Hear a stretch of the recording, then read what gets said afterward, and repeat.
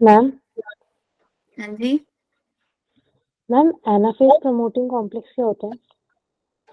Anaphase promoting complex, देखो नाम से ही पता चल रहा है, वो कॉम्प्लेक्स जो हमारी सेल को मेटाफेज से एनाफेज में शिफ्ट कराएगा, एनाफेज को प्रमोट कर रहा है कि अब हमारी सेल के अंदर एनाफेज आए। स्फेरोसोम बेटा लास्ट क्लास में ही तो समझाए थे, peroxisome spherosome all are micro bodies. देखो मियोसिस वन के अंदर सबसे पहले जो लॉन्गेस्ट फेज होती है वो हमारी होती है प्रोफेज वन। प्रोफेज वन के अंदर मैंने आप लोगों को लास्ट क्लास में एक ट्रिक बताई थी याद करने की, कौन कौन सी फेजेस होती है। लीजा जरा पानी दे दो। ठीक है, तो L4 था हमारा क्या, लेप्टोटीन, ठीक है, और उसके बाद Z4 zygotene, P4 पैकेजिन, P4 diplotene and again P4 diakinesis. तो ये 5 फेजेस हमारे सेल के अंदर आती है जब हमारा सेल प्रोफेज वन में होता है। अब हाईलाइट करना है अपनी एनसीईआरटी के अंदर कौन सी फेजेस के अंदर क्या क्या हमारा चलता रहता है।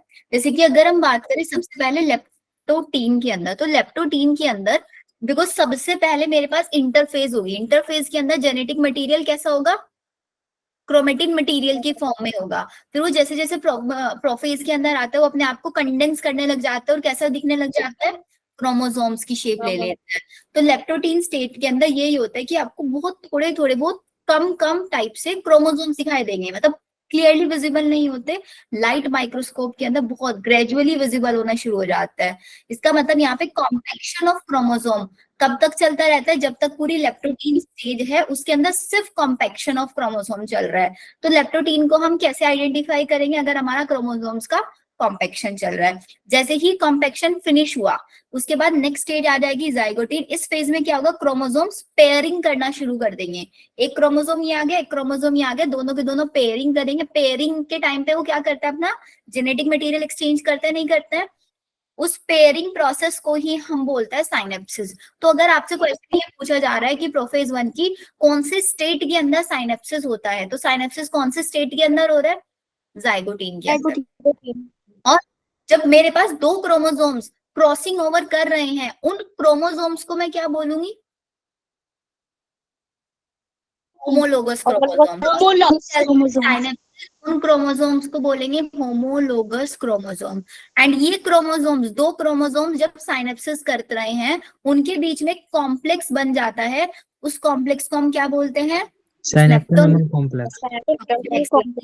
अब दो क्रोमोसोम मेरे पास आपस में अटैच हो रखे हैं,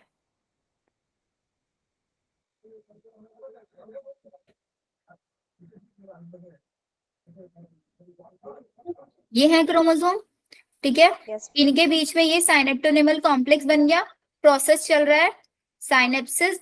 अब ये जो पूरी स्ट्रक्चर है इसको हम क्या बोलेंगे, क्रोमोसोम ना बोल के इस पूरी स्ट्रक्चर को हम बोल देंगे टेट्राड या फिर तो bivalent is equals to half the number of chromosome ना। अगर मेरी सेल के अंदर टोटल 40 क्रोमोसोम है और आपसे पूछा जाए कि कितने बाइवेलेंट बनेंगे, कितने बाइवेलेंट बनेंगे उसकी मियोसिस में, 20 बनेगी। तो क्वेश्चन आएगा बाइवेलेंट कौन से स्टेज में आपका बन रहा है, जाइगोटीन के अंदर बन रहा है, बन रहे हैं, क्लियरली विजिबल कौन सी में होंगे, नेक्स्ट स्टेज में होंगे। यहां तक सब कुछ क्लियर है? फिर इन्होंने क्लियरली लिख दिया कि भाई ये मेरे पास जो साइनेप्सिस बना है स्नेप्टोनिमल कॉम्प्लेक्स के थ्रू हमारे पास बाइवेलेंट स्ट्रक्चर आई है। साइनेप्सिस प्रोसेस हुआ किसके थ्रू, लिंक्ड हुए साइनेप्टोनिमल कॉम्प्लेक्स के थ्रू। कैसे क्रोमोसोम्स थे, होमोलोगस क्रोमोसोम, बना क्या, बाइवेलेंट या टेट्राड, और क्लियरली विजिबल कौन से स्टेट में होगा, पैकाइटिन। ये पैकाइटिन एक शॉर्ट लीड होती है compare to the next stage. Pachytene के बाद नेक्स्ट स्टेज कौन सी आती है, डिप्लोटीन। कंपैरिजन में शॉर्ट लिव्ड होगी। इस स्टेज में क्या होगा, 4 क्रोमेटिड ऑफ ईच बाइवेलेंट। इसका मतलब एक बाइवेलेंट के अंदर इस टाइम पे कितने क्रोमेटिड होंगे, 4 क्रोमेटिड होंगे, ठीक है। ये सब डिस्टिंक्ट हो जाएंगे एंड आपको क्लियरली विजिबल होंगे एक टेट्राड के जैसे। इस स्टेज के अंदर ही आपका रिकॉम्बिनेशन नोड्यूल्स बनेगा। अगेन क्वेश्चन आता है, रिकॉम्बिनेशन नोड्यूल्स कौन सी स्टेट के अंदर बनते हैं? पैकाइटीन के अंदर बनते हैं। टेट्राड या बाइवेलेंट कौन सी स्टेज के अंदर क्लियरली विजिबल होता है? पैकाइटीन के अंदर क्लियरली विजिबल होता है ना इतनी चीजें? ठीक है, वो साइट मतलब पैकाइटिन एक ऐसी साइट है eight which crossing over occur between non sister chromatids of the homologous chromosome. Homologous chromosomes की नॉन सिस्टर क्रोमेटिड्स के बीच में क्रॉसिंग ओवर चल रहा होगा। क्रॉसिंग ओवर में हमें पता है क्या हो रहा है? एक्सचेंज ऑफ जेनेटिक मटेरियल हो रहा है। क्रॉसिंग ओवर एक एंजाइम मेडिएटेड प्रोसेस है। मेरे को क्या कराना है यहाँ पे? रिकॉम्बिनेशन कराना है। तो एंजाइम कौन सा यूज करेंगे हम लोग? रिकॉम्बिनेज यूज करेंगे। ये रहा आपका यहाँ पे रिकॉम्बिनेज एंजाइम। ठीक है यहाँ तक। फिर जैसे ये रिकॉम्बिनेशन हो रहा है पूरी तरीके से फिनिश वाले स्टेज पे आएगा तो मैं बता दूंगी कि भाई मेरा पैकाइटीन जो है वो फिनिश होने वाला लग रहा है। क्रॉसिंग ओवर पूरा कौन सी स्टेज में चला? पैकाइटीन में। साइनेप्सिस किसके अंदर हो रहा था? साइनेप्सिस के अंदर क्रॉसिंग ओवर नहीं हुआ था। साइनेप्सिस के अंदर सिर्फ आर्म्स आई थी और आपस में क्रॉस बना लिया था उन्होंने, आर्म्स क्लोजली आई थी, उसको synapsis. Crossing over exactly pachytene के अंदर होता है जब रिकॉम्बिनेशन नोड्यूल बन जाता है हमारे पास। फिर आता है मेरे पास डिप्लोटीन स्टेज। डिप्लोटीन में क्या होता है कि ये जो हमारा साइनेप्सिस हुआ है, क्रॉसिंग ओवर हुआ, इसके अंदर इसका डिसोल्यूशन कराना है। इंशा कोई डाउट है आपका? Yes ma'am. बताओ मैम क्या होता है? दोबारा बोला, आपका वॉइस ब्रेक हुआ। Ma'am non sister chromatids. Non sister chromatid देखो,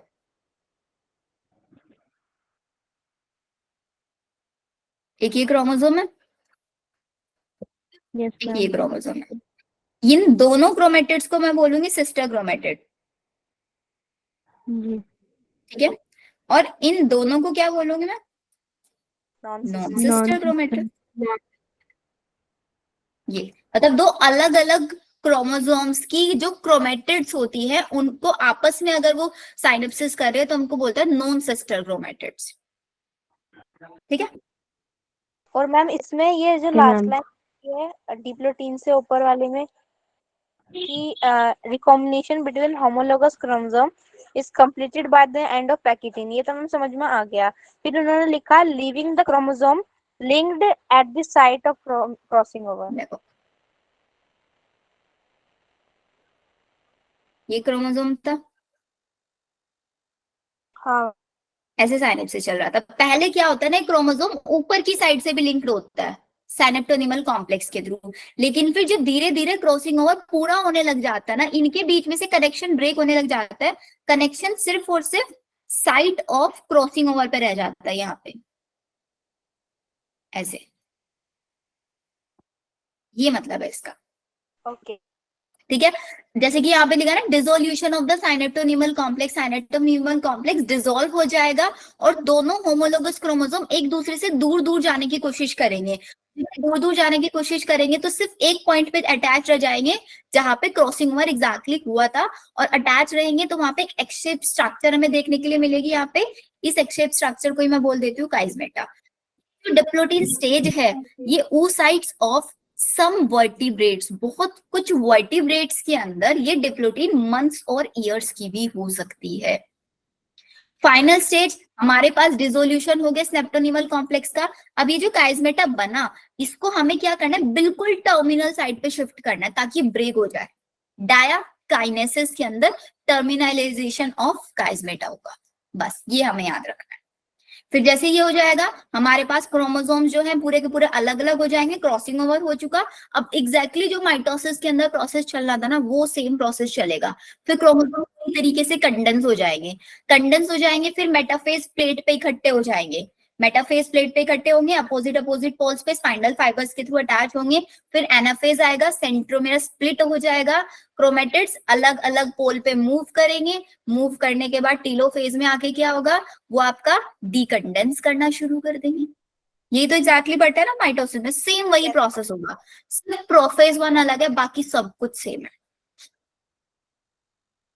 क्लियर सबको?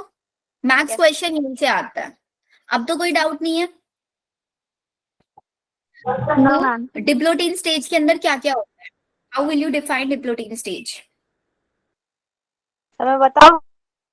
dissolution of synaptonymal complex, diakinesis, terminalization of chiasmata, pachytene properly crossing over होता है और जो मेरा टेट्राड होता है बाइवेलेंट होता है वो क्लियरली विजिबल हो जाता है।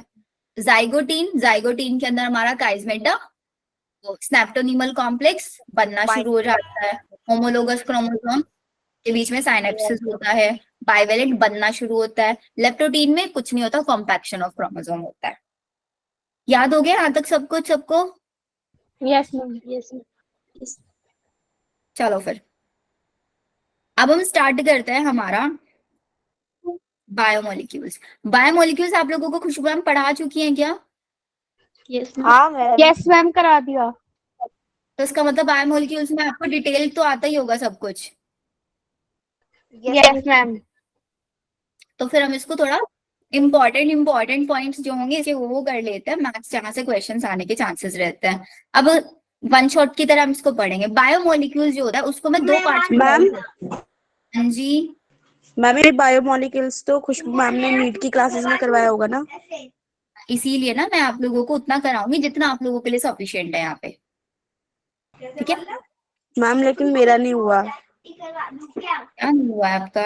अरे जितना मैं अभी क्लास में कराऊंगी ना बेटा वो सब सफिशिएंट रहेगा, डिटेल में नहीं Okay, पढ़ना। डिटेल में पढ़ना पड़ता है बिकॉज उनको केमिस्ट्री में, और आपके पास केमिस्ट्री में वो पढ़ाएंगे ना आपको कन्हैया सर, यस मैम। वो पढ़ाएंगे आपको। बायोमोलिक्यूल्स को हम दो पार्ट्स में डिवाइड करते हैं। कौन कौन सा? बायो मैक्रोमोलिक्यूल्स और बायो माइक्रो। और बायो माइक्रोमोलिक्यूल। ध्यान से समझना, जिसके पास नोट्स नहीं बने हुए हैं वो अपने नोट्स बनाते रहना। मैक्रो का मतलब होता है लार्ज इन साइज, तो मैक्रो मॉलिक्यूल्स के अंदर मैंने सारे वो मॉलिक्यूल्स रख दिए जिनका साइज कितना है, मोर देन 10,000, और माइक्रो के अंदर जिनका साइज कितना है 18 से 800 डाल्टन, यही है ना।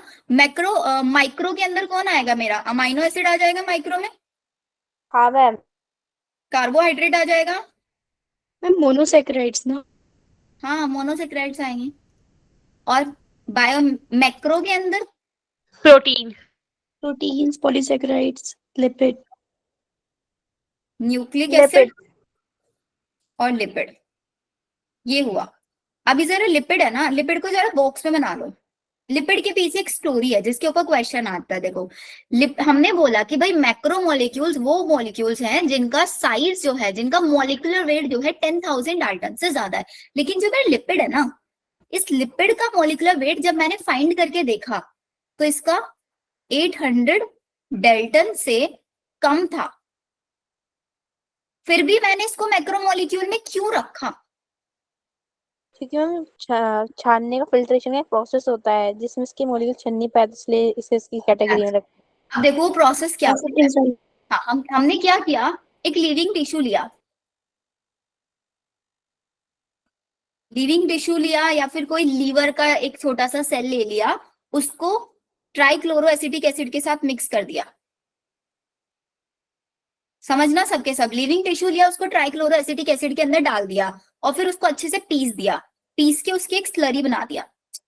अरे अरे पीस के उसको एक स्लरी बना दिया अच्छा सा। और किसी भी चीज को पीसते हैं फिर उसके बाद उसको क्या करते हैं, छानते हैं नहीं छानते हैं? फिल्टर किया मैंने इसको स्लरी को। अब फिल्टर में कुछ पार्ट तो ऐसा होगा जो मेरे फिल्टर पेपर से नीचे निकल जाएगा और कुछ पार्ट ऐसा होगा जो फिल्टर पेपर के ऊपर रह जाएगा, राइट और नॉट? Yes ma'am. तो फिल्टर पेपर मैम निकल जाएगा उसको हम क्या बोलेंगे, फिल्ट्रेट। और जो पेपर के ऊपर रह जाएगा वो नॉन फिल्ट्रेट, या फिर रिटेंटेट भी बोल सकते हैं। नहीं, ये मैंने एक्सपेरिमेंट किया था। तो इस एक्सपेरिमेंट पे बेसिस पे मैंने बोला कि भाई मेरा वो सब्सटेंस जो फिल्टर पेपर के नीचे निकल गया वो सारे के सारे हैं मेरे पास क्या, बायो माइक्रोमोलिक्यूल। और जो हमारा ऊपर रह गया फिल्टर पेपर के ऊपर वो क्या है, बायो मैक्रोमोलिक्यूल। मैक्रोमोलिक्यूल। मतलब साइज बड़ा है, मैक्रोमोलिक्यूल साइज बड़ा है। इसके अलावा हमने यहाँ पे ये बोल दिया कि भाई जितने भी मोलिक्यूल्स मेरे फिल्टर में नीचे आ गए वो सबके सब कैसे थे, एसिड सॉल्युबल थे। बिकॉज मैंने यहाँ पे एक यूज किया, एसिड के अंदर सॉल्युबल हुए होंगे वो। और जो ऊपर रह गई वो एसिड में सॉल्युबल। सब ये दो ऑब्जर्वेशन मेरे को एक एक्सपेरिमेंट से मिला। अब इस ऑब्जर्वेशन में जैसे मैंने आपको लिपिड का बोला, जो मेरा लिपिड था ना वो फिल्टर नहीं हो पाया, उसका मॉलिक्यूलर वेट कम है जैसा माइक्रोमोलिक्यूल का होना चाहिए, लेकिन ये फिल्टर नहीं हो पाया। फिल्टर क्यों नहीं हो पाया? बिकॉज जब भी आप इसको एसिड के अंदर डालते हो ना, ये इनसॉल्युबल वेसाइकल्स बना लेता है, छोटे छोटे वेसाइकल्स बना लेता है जो फिल्टर पेपर के थ्रू पास ऑन नहीं हो पाते, जिसकी वजह से मेरे को लिपिड को मैक्रोमोलिक्यूल के अंदर रखना पड़ा। ये स्टोरी सबको समझ में आई? हम last line Yes, ma'am. Last में मैंने ये बोला कि भाई जो लिपिड है उसका मॉलिक्यूलर वेट जो है वो 800 डेल्टन से कम है, जो डेफिनेशन है माइक्रोमोलिक्यूल की। फिर भी मैंने इसको मैक्रो में क्यों रखा? क्योंकि जब मैंने एक्सपेरिमेंट परफॉर्म करके देखा था, इस एक्सपेरिमेंट में मेरा जो लिपिड था वो नॉन फिल्ट्रेट या रिटेंटेट के अंदर पाया गया था। वो क्यों? क्योंकि जो लिपिड होता है ना वो इनसॉल्युबल छोटे छोटे वेसाइकल्स की फॉर्म में होता है। जब उसको एसिड के अंदर डिसॉल्व करोगे ना, छोटे छोटे इनसॉल्युबल वेसाइकल्स वो बना देगा। अब इनसॉल्युबल वेसाइकल्स बना लेगा तो फिल्ट्रेट में थोड़े ना नीचे पास ऑन हो पाएंगे। मैम आज क्वेश्चन भी था इससे रिलेटेड ठीक है, कि लिपिड आज में question भी था। मोनोसेचराइड्स। ये मेरे को पता चला। फिर इसके बाद मैंने क्या किया, फिर से लिविंग टिश्यू लिया लिविंग टिश्यू। इस लिविंग टिश्यू को पूरी तरीके से ड्राई कर दिया। अब अगर मैं किसी भी टिश्यू को ड्राई कर रही हूँ तो ड्राई करने से उसके अंदर जितना वाटर कंटेंट है वो सारा निकल जाएगा, नहीं निकल जाएगा? क्योंकि हमें पता है सेल के अंदर कितना % वाटर होता है, 75%। सारा का सारा हमारा वाटर निकल गया। मेरे पास क्या बच गया? Dry wait. ड्राई टिश्यू बच गया। फिर इस ड्राई टिश्यू को क्या किया, मैंने जला दिया। अब जला दिया इसको, तो जलाने के बाद इसके अंदर से क्या होगा, जितने भी कार्बन कंपाउंड थे, CO2 वगैरह है, वो सब गैसियस फॉर्म में निकल जाएंगे, नहीं निकल जाएंगे? कार्बन कंपाउंड गैसियस फॉर्म में रिमूव हो जाएंगे। तो इसका मतलब इसके अंदर से सारे कार्बन कंपाउंड्स निकल गए। अब बचा क्या इसके अंदर? सिर्फ ऐश, राख बच जाएगी। उसी को क्या बोलेंगे? वो बच गए मेरे पास इनऑर्गेनिक कंपाउंड। ये इनऑर्गेनिक कंपाउंड जैसे कि मेरे पास सल्फर हो गया, फास्फोरस हो गया, ऐसे वाले मॉलिक्यूल्स होते हैं। और ये इनऑर्गेनिक कंपाउंड्स हमेशा कहाँ पे पाए जाते हैं? एसिड सॉल्युबल फ्रैक्शन के अंदर। ये चीज याद रखना। आपसे नेक्स्ट क्वेश्चन ये पूछा जा सकता है कि भाई किसी भी लिविंग टिश्यू के अंदर जितने भी इनऑर्गेनिक कंपाउंड्स होते हैं वो आपके एसिड सॉल्युबल होते हैं या एसिड इनसॉल्युबल होते हैं। अब आप कैसे पता लगाओगे कि भाई लिविंग टिश्यू, मेरे को पता है लिविंग टिश्यू के अंदर ऑर्गेनिक इनऑर्गेनिक दोनों होते हैं। मैंने क्या किया, सारा ऑर्गेनिक पार्ट उसका हटा दिया, जितना इनऑर्गेनिक बचा उसको एसिड के अंदर सॉल्युबल करा के देख लिया, बस simple. Yes ma'am. Yes ma'am. उसके बाद मेरे पास होता है, हम लोग स्टार्ट करते हैं थोड़े थोड़े बायो मैक्रोमोलिक्यूल से ही पढ़ना। पहले मेरे पास मोस्ट इंपॉर्टेंट आता है क्या? प्रोटीन। प्रोटीन में हमें सबसे पहले पता है कि भाई protein is the polymer of amino acid. Polymer of amino acid. हाँ जी, मैम एक बार ही बैक स्लाइड करिएगा। ये देखो। Okay done ma'am. Polymer of amino acid है। अब अमाइनो एसिड की अगर मैं आपको एक स्ट्रक्चर बना के दिखाऊं, ऐसी होती है।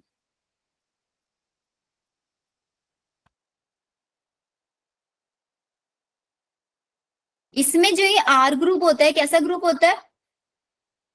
अरे वेरिएबल होता है, नहीं होता? मतलब ये मेरे पास एक अमाइनो एसिड की सिंपलेस्ट स्ट्रक्चर है। मैं R को रिप्लेस करके कुछ भी लगाऊंगी, उससे मेरे पास नए नए टाइप के अमाइनो एसिड्स बन के आएंगे, नहीं आएंगे? Yes ma'am. सपोज करो मैंने R को हटा के H कर दिया, तो कैसी स्ट्रक्चर आ जाएगी? ग्लाइसिन।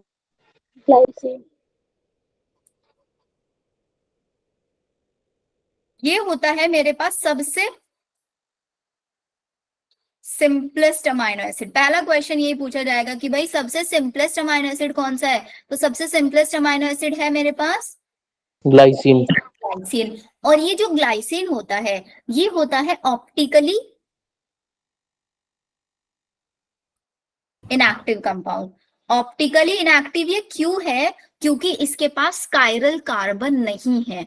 अब कायरल कार्बन क्या होती है आप लोगों को पता है? कायरल कार्बन वो कार्बन है जो 4 डिफरेंट ग्रुप से अटैच। अब यहाँ पे देखो 2 ग्रुप सेम हो गए या नहीं हो गए? Yes, भैया ma'am. दो अलग दो सेम ग्रुप्स हो गए ना, हाइड्रोजन हाइड्रोजन। लेकिन अगर यहाँ पे चारों ग्रुप्स अलग अलग होते तो मैं बोलती कि भाई ये मेरे पास कायरल कार्बन है, जिस कार्बन से चार अलग अलग ग्रुप अटैच है। अगर कायरल कार्बन होती है किसी भी कंपाउंड के अंदर, वो बन जाता है ऑप्टिकली एक्टिव। ऑप्टिकली एक्टिव का मतलब है कि अगर मैं उसको प्लेन पोलराइज लाइट में रखूंगी तो वो अपने आप को या तो लेफ्ट हैंड डायरेक्शन में रोटेट करा लेगा या फिर राइट हैंड डायरेक्शन में रोटेट करा लेगा। Yes, ma'am. Light को हाँ left और right लाइट को रोटेट कराता है। Yes. आ रिया समझ में? Yes, ma'am. बाकी सबको? Yes, ma'am. Yes ma'am. तो कायरल कार्बन हमें समझ में आ गया। कायरल कार्बन वो होता है अटैच्ड विद 4 डिफरेंट ग्रुप। तो पहला क्वेश्चन यहीं पे आता है कि भाई मेरे पास सबसे सिंपलेस्ट अमाइनो एसिड कौन सा होता है? तो सबसे सिंपलेस्ट अमाइनो एसिड ग्लाइसिन होता है। और अमाइनो एसिड क्या है? Amino acid is a substituted methane ना? Yes, ma'am. Yes. Substituted methane. Methane तो सबको पता है CH4, उसके सारे हाइड्रोजन हटा के अलग अलग ग्रुप्स मैंने अटैच करा दिए। अब मेरे पास जो ये अमाइनो एसिड है ये 3 टाइप से हो सकते हैं। एक सेकेंड, टाइप्स बाद में करेंगे, पहले आपको ज्विटर आयन बता देती। अब ये मेरे पास अमाइनो एसिड है। अगर मैंने क्या किया, इसको एसिडिक मीडियम में रख दिया। एसिडिक मीडियम मतलब हाई पीएच या लो pH? Low pH. Low pH. तो लो पीएच में अगर मैं इसको रखूंगी, एसिडिक मीडियम में हाई हाइड्रोजन कॉन्सेंट्रेशन होती है, ज्यादा हाइड्रोजन कॉन्सेंट्रेशन होती है, H+. H पॉजिटिव की कॉन्सेंट्रेशन ज्यादा होती है एसिडिक मीडियम में। तो अगर मैंने इस अमाइनो एसिड को एसिडिक कॉन्सेंट्रेशन में रखा तो क्या होगा इसके अंदर? H+ आयन रिलीज हो जाएंगे. इसके अंदर से H पॉजिटिव, तो इसका मतलब यहाँ से H निकलेगा और कौन रिसीव कर लेगा? ये अमाइनो ग्रुप रिसीव कर लेगा, बिकॉज अमाइनो ग्रुप क्या है? एक बेसिक ग्रुप है। R तो मेरे पास क्या बन जाएगा? ये COO नेगेटिव और NH3 पॉजिटिव। ये इसको हम बोलते हैं आपका zwitter ion. Jupiter ion. Clear? ये भी। Yes, Yes. ma'am. Yes, ma'am. फिर इसके बाद मेरे Yes, पास ma'am. अमाइनो एसिड 2 टाइप के होते हैं। 2 टाइप के अमाइनो एसिड होते हैं। एक होते हैं मेरे पास एसेंशियल अमाइनो एसिड, एक होता है नॉन एसेंशियल। अब कोई भी चीज मेरे पास एसेंशियल कौन सी होगी? जो चीज भाई मेरे पास प्रेजेंट नहीं है वही तो मेरे लिए इंपॉर्टेंट होगी। तो इसका मतलब वो अमाइनो एसिड जो मेरी बॉडी खुद से प्रोड्यूस नहीं कर रही है, मेरे को बाहर से लेने पड़ रहे हैं, those amino acids are essential. लेकिन जो अमाइनो एसिड मेरी बॉडी खुद से प्रोड्यूस कर रही है वो नॉन एसेंशियल हो गए। ठीक है, जो हमारी बॉडी खुद से सिंथेसाइज कर सकती है नॉन एसेंशियल, जो सिंथेसाइज नहीं कर सकती बाहर से लेने पड़ेंगे वो एसेंशियल। डेफिनेशन क्लियर है? लिखने की तो जरूरत नहीं है सब यहाँ पे। No ma'am. एग्जाम्पल आता है क्वेश्चन, कोई No, भी ma'am. ऑप्शंस पे अमाइनो एसिड दे देंगे, आपसे पूछेंगे कि बताओ भाई ये एसेंशियल है या नॉन एसेंशियल है। टोटल कितने अमाइनो एसिड्स होते हैं हमारे पास? 20. 20 में से कितने एसेंशियल होते हैं? 9. 12. 8 9 एसेंशियल 11 नॉन एसेंशियल। एग्जाम्पल लिखो एसेंशियल के। Phenyl, alanine. मैम 10 एसेंशियल और 10 ही नॉन एसेंशियल होते हैं ना? यस। आर्जिनिन और कौन कौन सा होता है? Lysine. Isoleucine.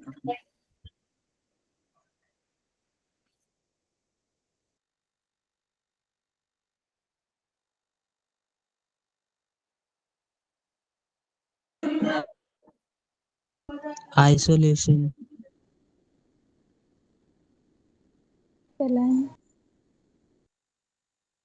करना कितने?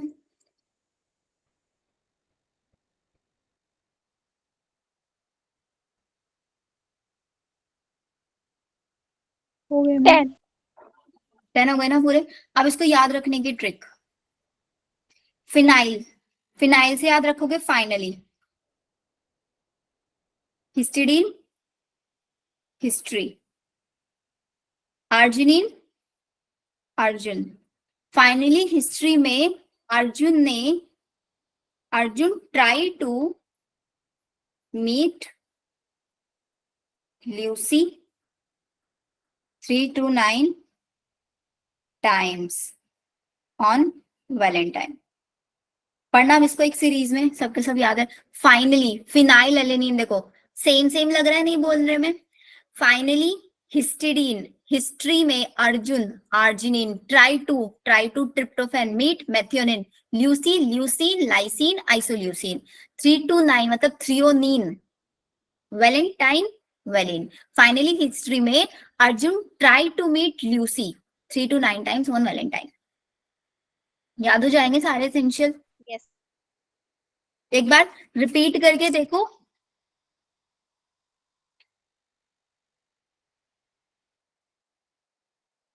क्लियर है? फिर आता है नेक्स्ट क्वेश्चन हमारे पास, acidic amino acid, basic amino acid, उस पर बहुत क्वेश्चन आता है। 4 अमाइनो एसिड दे देते हैं, उसमें से पूछ लेते हैं बताओ भाई कौन सा एसिडिक होता है, कौन सा बेसिक होता है। बहुत मैम, कंफ्यूजन होती है ना वहां पे भी। मैम बैक स्लाइड करना एक सेकंड। Okay ma'am. तो सबसे पहले मेरे पास कौन से अमाइनो एसिड आते हैं? Acidic amino acid, basic amino acid and then neutral. सबसे ज्यादा एसिडिक और बेसिक पे क्वेश्चन पूछा जाता है। एसिडिक का मतलब क्या होता है कि भाई जिसके अंदर COOH ग्रुप ज्यादा हो। बेसिक का मतलब जिसके अंदर NH2 ग्रुप ज्यादा हो। और न्यूट्रल में दोनों बराबर। एसिडिक मेरे पास कौन कौन से होते हैं? एसिडिक मेरे पास 2 अमाइनो एसिड होता है। अब एसिडिक वाले पहचानना बहुत इजी होता है क्योंकि इनके नाम के पीछे क्या होता है? ओइक एसिड, ओइक नहीं, एस्पार्टिक एसिड और ग्लूटामिक एसिड। Glutamic acid. अब क्वेश्चन आता है भाई बेसिक वाले कैसे पहचानोगे? बेसिक ट्रिक याद रखना, बस आज ही लिए, बस आज ही लिए। लिए मतलब कुछ भी समझ लेना, हमने आज ही लिए हैं। कुछ चीज बोलते हैं ना, क्या मैंने आपसे पूछा कि बच्चों आप लोग नए मॉड्यूल्स खरीद लेना या कुछ भी चीज खरीदा, आपने बोला कि बस आज ही लिए हैं। तो बस मतलब बेस, ठीक है। आज से क्या याद रखोगे? आर्जिनिन, ही हिस्टिडीन, लिए लाइसिन। लाइसिन। या फिर जो पहले वाली ट्रिक बनाई उससे भी याद कर सकते हो। अर्जुन हिस्ट्री में किससे मिला? ल्यूसी से मिला। लेकिन वहां पे छोटा सा कंफ्यूजन ये हो जाता है कि हम लोग लाइसिन की जगह ल्यूसीन लिख देते हैं। Yes. जो आपको सही लगे वैसे कर लेना। अब न्यूट्रल वाले जनरली क्वेश्चंस नहीं पूछा जाता न्यूट्रल वालों पे। एसिडिक और बेसिक याद रखना, कभी कभी ना एरोमेटिक वालों पे भी पूछ लेता है। एरोमेटिक टर्म तो ऑर्गेनिक में पढ़ा होगा। एरोमेटिक रिंग्स जिसके अंदर प्रेजेंट होते हैं उनको हम एरोमेटिक बोलते हैं। एरोमेटिक रिंग में जनरली किसके अंदर होता है? फिनाइल के अंदर होती है, नहीं होती है? हाँ मैम होती। इसकी ट्रिक भी ऐसी है। Yes ma'am. एरोमेटिक से याद रखना, अरोमा समझते हो? स्मेल, फ्रेग्रेंस, यस है ना? अरोमा किसकी है? फिनाइल का ट्राई करो। मतलब अगर आपको अरोमा ट्राई करना है तो फिनाइल का ट्राई करो। फिनाइल से क्या याद रखोगे?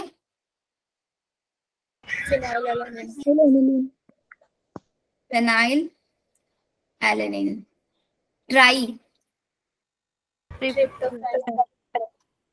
Tryptophan.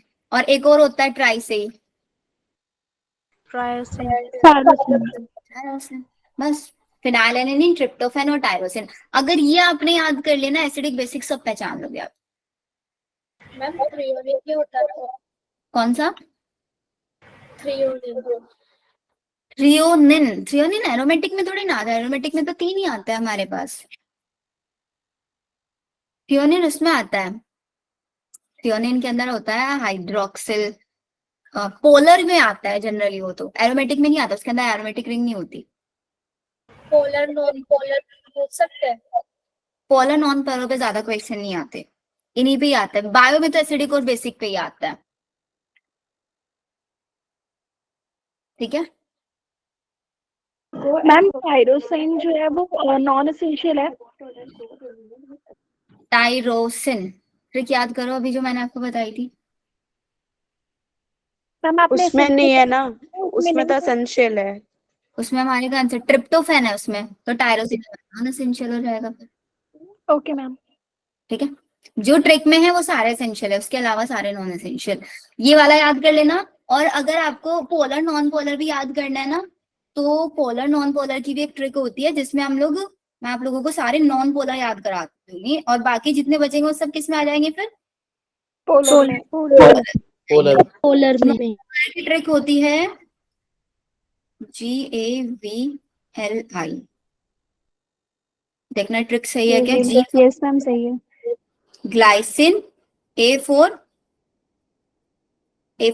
Alanine, V4 valine, L4 Lucine. Leucine, और I4 isoleucine. Isoleucine. Total count करना कितने हो गए? 1 2 3 4 5 6 7 8 9 10 11 12 13 हमने कर लिया, मतलब बचे 7। वो 7 के 7 किस में आ जाएंगे हमारे? पोलर। पोलर में। कौन से बच गए हैं 7? थ्रियोनिन बच गया है, सेरीन बच गया है, सिस्टीन, प्रोलीन, एस्पराजीन और ग्लूटामिन। उनको भी लिख ही लो, चलो पोलर में लिख लो भाई। कौन कौन से बचा है बताएं? पोलर वाले ही न्यूट्रल होते हैं ना। हाँ, ये और पोलर में बच गए हमारे थ्रियोनिन और सेरिन, सिस्टीन, प्रोलीन और एस्पराजीन और ग्लूटामिन। अब काउंट करना, पूरे हो गए ना?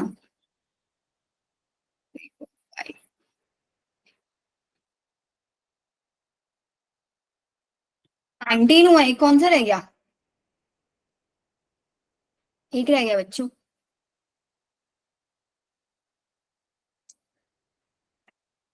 सोचना कौन सा रह गया एक। Ma'am methionine. मैम 16। ये रहा सिस्टीन। मैम मैथ्योनिन, हाँ हाँ। मैथ्योनिन किस नॉन पोलर या glycine, alanine, valine, leucine, isoleucine. Methionine, methionine की स्ट्रक्चर चेक करनी पड़ेगी, फिर हम उसको बता सकते हैं कौन से में आएगा। ठीक है, उसको चेक करके बताऊंगी, बाकी इतने याद रखना। इतने नोट कर लेना। मैथ्योनिन, गैवलिन, गैवलिन, हाँ मैथ्योनिन नॉन पोलर में ही आएगा, इसमें ही आएगा मैथ्योनिन। इसमें लिख लो। मैथ्योनिन होता है ना सल्फर अच्छा सल्फर कंटेनिंग कौन कौन से होते हैं इसमें से? मैथ्योनिन होता है और एक और कौन सा होता है?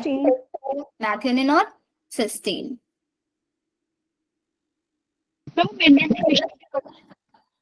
हम्म।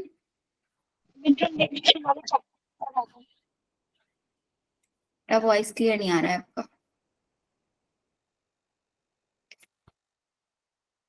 चलो आगे चलते हैं। तो इतना अमाइनो एसिड के ऊपर क्लियर हुआ। अमाइनो एसिड में से एक क्वेश्चन हम लोगों को मिल ही जाता है कहीं ना कहीं से। अब आता है कि भाई दो अमाइनो एसिड आपस में ज्वाइन कैसे होते हैं? हाँ यस, हाँ चल, हमने मिनरल न्यूट्रिशन में भी पढ़ा था। पेप्टाइड बॉन्ड से, एग्जैक्टली। तो पेप्टाइड बॉन्ड कैसा होता है? बना के तो दिखाने की जरूरत नहीं होगी, CONH बॉन्ड होता है। सिर्फ याद रखना CONH बॉन्ड होता है पेप्टाइड बॉन्ड। दो अमाइनो एसिड लेना, दोनों अमाइनो एसिड का एक का अमीन ग्रुप और एक का COH ग्रुप, वाटर निकाल देना, वहां से CONH बन जाएगा। या बना के दिखाऊं? नेम बना मैम बना पता है। प्लस NH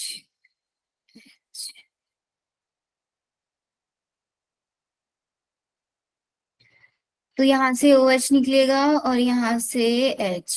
देखो बन गया ना CONH bond, CONH CHR COH, ये पेप्टाइड बॉन्ड है। हाँ जी, जो पहले अमीनो एसिड बनाई है उसमें NH2 तो है नहीं। अच्छा हाँ एक हम NH2 ग्रुप ये लगा दो, ये रहा। आप ठीक है, क्लियर? Yes ma'am. अब हमें पता है सारे के सारे एंजाइम जो होते हैं वो हमारे प्रोटीन से ही मिलके बने होते हैं, नहीं होता है? और yes enzyme ma'am. Enzymes temperature specific होता है, नहीं होता है? तो अगर मैं टेम्परेचर हाई कर देती हूँ तो मेरे एंजाइम डीनेचर्ड हो जाता है। डीनेचर्ड का मतलब क्या होता है? उनके बीच के हाइड्रोजन बॉन्ड्स ब्रेक हो जाते हैं। तो अगर मैं इसका मतलब प्रोटीन को हाई टेम्परेचर में रखूंगी या फिर मतलब उसके अंदर फिजिकल चेंज कराऊंगी या केमिकल चेंज कराऊंगी, उसके अंदर हाइड्रोजन बॉन्ड्स में डिस्टरबेंस आएगा, जिसकी वजह से क्या हो जाएगा, मेरे पास डीनेचुरेशन ऑफ प्रोटीन हो जाएगा। बायोटेक्नोलॉजी में मैंने एक ऐसा एंजाइम पढ़ा था जो कि हीट रेजिस्टेंट था, उसका नाम क्या था? बैक्टीरिया का नाम था, एंजाइम का नाम। ठीक है, कौन सी टेक्निक में मैंने उसको यूज किया था? अब इसके बाद मेरे पास प्रोटीन दो टाइप के हो सकते हैं, फाइब्रस प्रोटीन और फाइब्रस प्रोटीन वो होंगे जैसे फाइबर्स की फॉर्म में होंगे, ग्लोबुलर वाले जैसे ग्लोब्यूल्स की फॉर्म में होंगे। एग्जांपल्स आपसे दे देते हैं और पूछ लेते हैं फाइब्रस है या ग्लोबुलर है। याद रखना है जितने मेरे फाइब्रस प्रोटीन्स होते हैं वो सब वाटर इनसॉल्युबल होते हैं, ग्लोबुलर वाले वाटर सॉल्युबल होते हैं, वाटर सॉल्युबल होते हैं, राइट। फिर इसके बाद एग्जांपल्स फाइब्रस के हमारे हेयर्स, केराटिन ना, और मायोसिन हमारे मसल्स के अंदर है। ग्लोबुलर में इंसुलिन और मायोग्लोबिन। एल्ब्यूमिन। ठीक है, ये याद रखना है। और प्रोटीन हमेशा एक होमोपॉलीमर होता है, हेट्रोपॉलीमर होता है। होमोपॉलीमर का मतलब होता है कि भाई एक ही टाइप के अमाइनो एसिड से बना हो, और हेट्रोपॉलीमर का मतलब है अलग अलग टाइप के अमाइनो एसिड। तो प्रोटीन जो होता है वो हेट्रोपॉलीमर होता है, ठीक है। फिर इसके बाद मेरे पास दो एग्जांपल्स आते हैं प्रोटीन के। एक होता है मेरे पास कोलेजन प्रोटीन है, और एक रुबिस्को को हमने पढ़ा है ना प्लांट फिजियो में। कार्बोक्सिलेज एंड ऑक्सीजनेज दोनों प्रॉपर्टीज शो करता है। अगर ऑक्सीजनेज प्रॉपर्टी शो करता है तो फोटो रेस्पिरेशन हो जाता है, जिसमें एक 3 कार्बन कंपाउंड एक 2 कार्बन कंपाउंड बन जाता है। कोलेजन क्या है? कोलेजन मोस्ट अबंडेंट प्रोटीन है इन एनिमल वर्ल्ड। पूरे एनिमल वर्ल्ड में सबसे अबंडेंट प्रोटीन है कोलेजन। और अगर मैं पूरे वर्ल्ड की बात करूं, पूरे बायोस्फीयर की बात करूं, तो वो क्या है? यहाँ पे भी क्वेश्चन आ जाता है। डन यहाँ तक सबको? मैम हीमोग्लोबिन किसका हिस्सा है? कौन सा? हीमोग्लोबिन के अंदर चेन्स होती है आपका, 2 अल्फा चेन्स होती है और 2 बीटा चेन्स होती है। चेन्स की फॉर्म में है तो हमारा फाइब्रस की फॉर्म में होगा,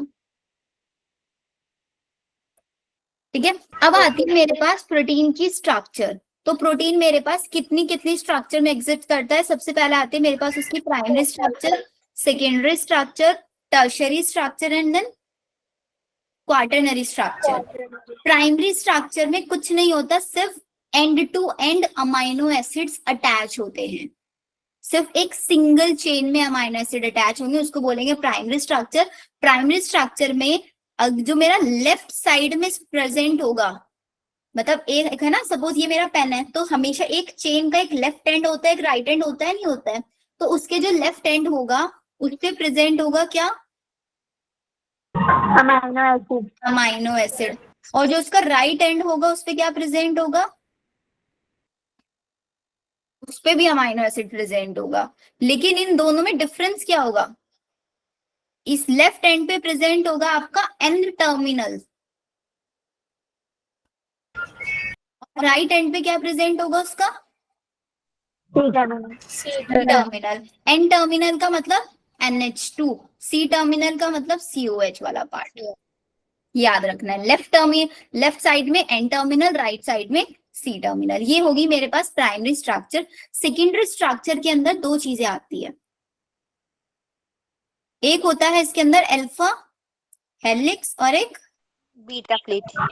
beta beta pleated. Helix beta pleated दोनों की दोनों स्ट्रक्चर बनती है with the help of which bonding? Hydrogen. Hydrogen bonding के थ्रू ये दोनों की दोनों स्ट्रक्चर बनती है।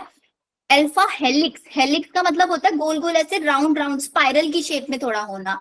तो उसके अंदर आपका कौन सा हेलिक्स होता है, राइट हैंडेड या left handed? Right handed helix होता है, ये आपको याद रखना है। बीटा प्लेटेड के अंदर कुछ नहीं होता, ऐसे चेन है उसके अंदर ऐसे बीटा प्लेट्स लगी होती है। स्ट्रक्चर दिखाऊंगी मैं आपको एंड में कैसी होती है। फिर आते हैं टर्शरी। टर्शरी स्ट्रक्चर को जब ये मेरे पास देखो, सबसे पहले एक चेन के अंदर प्रेजेंट थी ऐसी, फिर अब कब तक चेन वो रहेगी?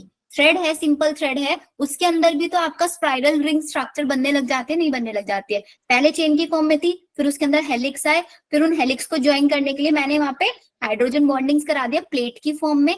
फिर उसको क्या करा दिया, सेकेंडरी स्ट्रक्चर के अंदर और ज्यादा फोल्डिंग्स करा दिया, जैसे हम DNA के अंदर कराते नहीं कराता है, प्राइमरी फोल्डिंग कराते हैं, फिर सेकेंडरी फोल्डिंग्स कराते हैं ना, एग्जैक्टली ऐसी प्रोटीन के अंदर होता है। तो टर्शरी के अंदर मैंने क्या कराया, पहले सिर्फ हाइड्रोजन बॉन्डिंग था, यहाँ पे क्या क्या करा दिया, हाइड्रोजन बॉन्डिंग भी है और उनके बीच में डाइसल्फाइड बॉन्ड्स बना दिए और वंडरवॉल फोर्सेस आ गए।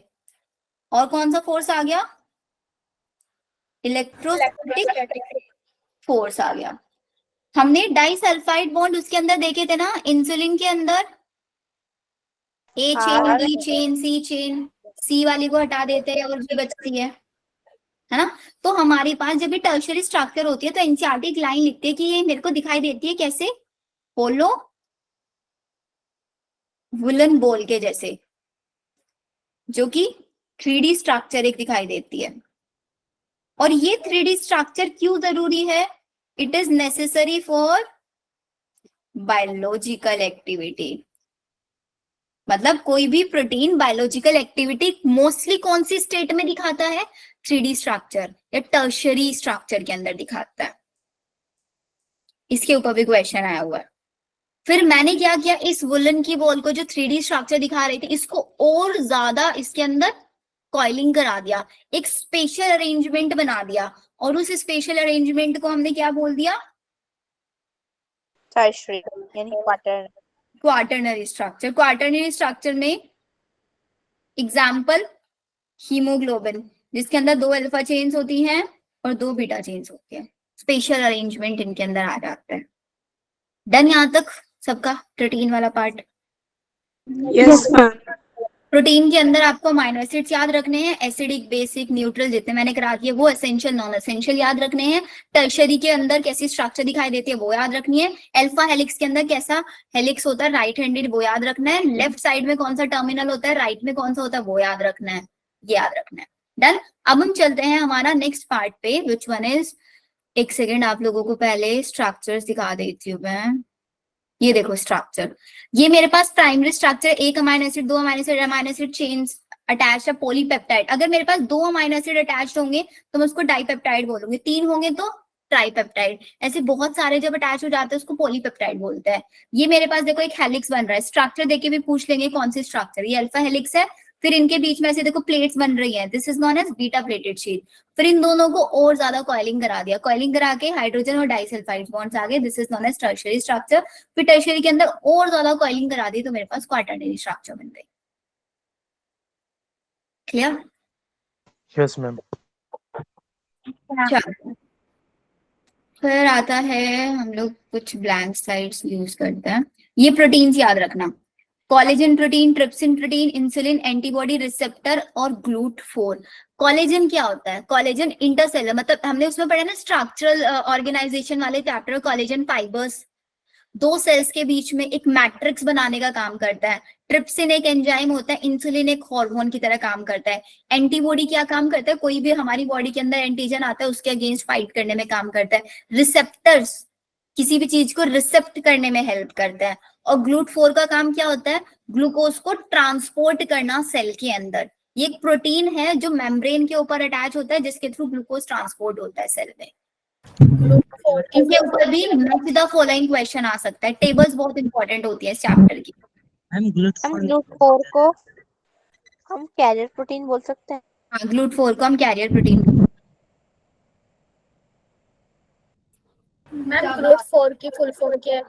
GLUT4 की फुल फॉर्म आप इसकी फुल फॉर्म में आता है ग्लूकोज लिपिड टाइप से, ऐसी कुछ फुल फॉर्म होता है। एग्जैक्टली मेरे को याद नहीं है इसका, मैं आपको बाद में बता दूंगी इसका। लेकिन फुल फॉर्म पे कभी क्वेश्चन नहीं आता, बट इतना आता है कि कौन सा ग्लूट होता है। ये पूछ ले GLUT4 होता है, 5 होता है, 1 होता है, 2 होता है, इस पे क्वेश्चन आता है सिर्फ। और मैम ये फंक्शन का क्वेश्चन आता है मैच द फॉलोइंग में। हाँ जी, एक बार कोलेजन बता दीजिए दोबारा। कोलेजन फाइबर होता है दो सेल्स के बीच में मैट्रिक्स की तरह फिल्ड होता है, ग्राउंड मैट्रिक्स की तरह काम करता है, दो सेल्स को आपस में कनेक्ट करने में भी। कोलेजन फाइबर्स, टेंडन्स, लिगामेंट्स वहां पे पढ़ा था ना हमने, ऐसे। ठीक है, चले आगे। फिर आता है मेरे पास कार्बोहाइड्रेट। कार्बोहाइड्रेट मेरे पास 3 टाइप के हो सकते हैं, मतलब 3 बेसिस पे मैं उनका क्लासिफिकेशन कर सकती हूँ। कैसे? एक तो मैं उनके हाइड्रोलाइसिस के बेसिस पे, एक हो जाएगा उनकी सॉल्युबिलिटी के बेसिस पे, और एक हो जाएगा उनके रिड्यूसिंग नेचर के बेसिस पे। हाइड्रोलाइसिस के बेसिस पे कार्बोहाइड्रेट कितने टाइप के हो सकते हैं? 3 टाइप के हो सकते हैं। नहीं, सबसे पहले मोनोसेक्राइड्स। मोनोसेक्राइड्स वो होते हैं जिनको मैं किसी भी सिंपलेस्ट यूनिट में हाइड्रोलाइज नहीं कर सकती। एग्जाम्पल ग्लूकोज और फ्रक्टोज, सबसे सिंपलेस्ट यूनिट होती है, नहीं होती है ग्लूकोज और फ्रक्टोज, किसी में हाइड्रोलाइसिस नहीं हो सकता। फिर ओलिगोसेक्राइड्स। ओलिगोसेक्राइड्स कितनी यूनिट से मिलके बने होते हैं? 2 से 10 यूनिट से मिलके बने होता है। पॉलीसेक्राइड 10 से ज्यादा यूनिट से मिलके बने होता है, ये आप लोगों को पता है। सॉल्युबिलिटी में कितने टाइप के होते हैं? 2 टाइप के होता है सॉल्युबिलिटी में, एक वो जो हमारे सॉल्युबल होते हैं और एक वो जो हमारे नॉन सॉल्युबल होते हैं। अब सॉल्युबल हमेशा कौन से होता है? सॉल्युबल होते हैं मेरे मोनोसेक्राइड्स और डाइसेक्राइड। नॉन सॉल्युबल कौन होते हैं मेरे पास? पॉलीसेक्राइड्स होता है। और जनरली जितने भी मोनोसेक्राइड्स और डाइसेक्राइड्स होते हैं इनका टेस्ट भी कैसा होता है? स्वीट होता है। लेकिन जो नॉन सॉल्युबल है वो पॉलीसेक्राइड से नॉट स्वीट, ये याद रखना है आपको। फिर रिड्यूसिंग नेचर के अंदर भी 2 आ जाते हैं मेरे पास, एक रिड्यूसिंग और एक नॉन रिड्यूसिंग। रिड्यूसिंग कौन से होता है? रिड्यूसिंग वो होता है जो टॉलेंस रिएजेंट और फेलिंग्स एजेंट को रिड्यूस कर सकते हैं। नॉन रिड्यूसिंग जो टॉलेंस और फेलिंग्स को रिड्यूस नहीं कर सकते। ऐसे ही तो क्लासिफिकेशन पढ़ाया होगा खुशबू मैम ने। Yes ma'am. या मेरे पास रिड्यूसिंग कौन होता है? सारे कार्बोहाइड्रेट रिड्यूसिंग होता है, ऑल एक्सेप्ट और नॉन रिड्यूसिंग कौन हो जाएगा? सुक्रोज। सुक्रोज नॉन रिड्यूसिंग होता है। फिर नेक्स्ट क्वेश्चन आता है मोनोमर्स की यूनिट्स पे। मोनोमर्स याद करता है जल्दी से। माल्टोज के मोनोमर्स क्या होता है? माल्टोज एक डाइसेक्राइड है, हाँ मैम। ग्लूकोज ग्लूकोज ग्लूकोज से ही बना होता है। 2 अल्फा ग्लूकोज से माल्टोज बना होता है। लैक्टोज किससे मिलके बना होता है? Glucose and glucose plus beta galactose. Lactose को ब्रेक डाउन करने के लिए कौन सा एंजाइम यूज करते हैं? बीटा गैलेक्टोसाइडेज, जिसके ऊपर हम लैकोपेरॉन पढ़ते हैं कि अगर मेरे बाहर के एनवायरमेंट में लैक्टोज प्रेजेंट होगा तो लैकोपेरॉन स्विच ऑन रहेगा, बाहर के मीडियम में लैक्टोज नहीं होगा तो लैकोपेरॉन स्विच ऑफ रहेगा। क्योंकि लैक्टोज यहाँ पे कैसे काम करता है? एक इंड्यूसर की तरह, है ना। जो मेरे इनहिबिटर प्रोटीन्स प्रोड्यूस होते हैं उनके ऊपर उनको ब्लॉक कर देता है, क्योंकि वो जाके ऑपरेटर साइट को ब्लॉक करता है। वो ऑपरेटर को ब्लॉक करने से पहले उनको ब्लॉक कर देता है। ट्रांसक्रिप्शन होता है, और स्ट्रक्चरल जीन कौन कौन से होते हैं? Z, Y, A। ये होते हैं ना, PZY है, याद है ना ये सबको? Yes ma'am. इसमें जो फिर आता है मेरे पास सुक्रोज। सुक्रोज के ये यूनिट्स ग्लूकोज और लैक्टोज। अल्फा ग्लूकोज और beta fructose. Beta fructose. Then cellulose. Cellulose की बताओ? ये बीटा ग्लूकोज से बना होता है। और ग्लाइकोजन, ये भी बीटा ग्लूकोज से मिलके बना होता है। स्टार्च, अमाइलोज का ये अल्फा ग्लूकोज से मिलके बनता है। ठीक है, अब इसके अंदर आता है कि भाई जो मेरे पास ग्लाइकोजन होता है, glycogen is also known as animal animal starch होता है। और ग्लाइकोजन किसके सिमिलर होता है? अमाइलोपेक्टिन। अमाइलोपेक्टिन के ये सिमिलर होता है, ये याद रखना है।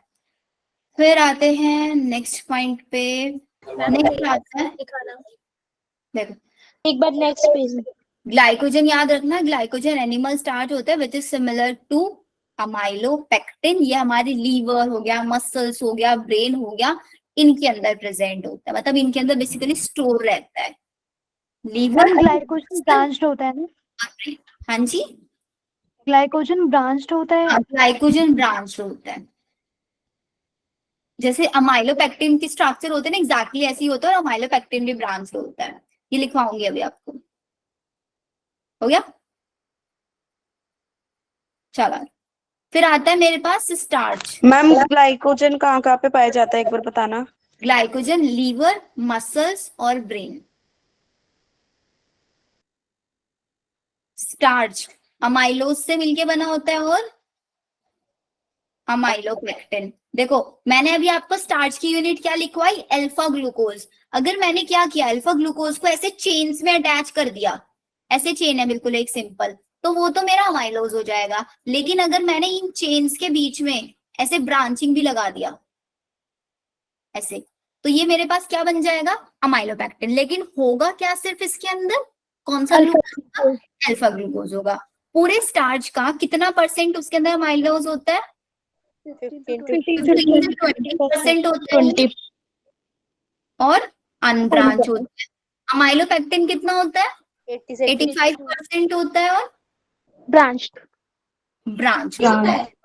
रखना है आपको, याद रहेगा? Yes ma'am. चलो, फिर इसके बाद आता है मेरे पास पॉलीसेकेराइड। दो टाइप के और हो सकता है, एक होता है होमोपॉलीमर और एक हेट्रोपॉलीमर। होमो, हेट्रो।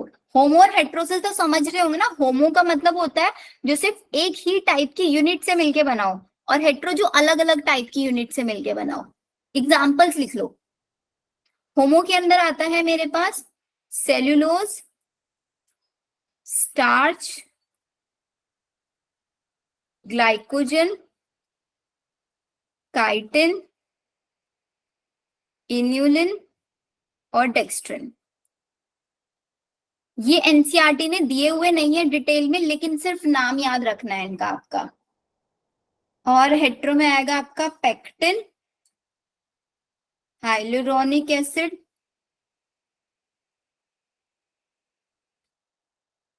हेपारिन और हेमिसेल्यूलोज। हेपारिन कहाँ पढ़ा है बच्चों हम लोगों ने?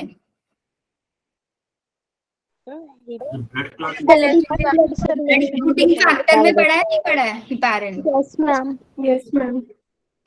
चलो, मतलब याद है आप लोगों को। तो यहाँ तक समझ में आया ना सबको क्या क्या मैंने आप लोगों को बताया? Yes ma'am. किसी का कोई डाउट है? हाँ मैम। बोलो।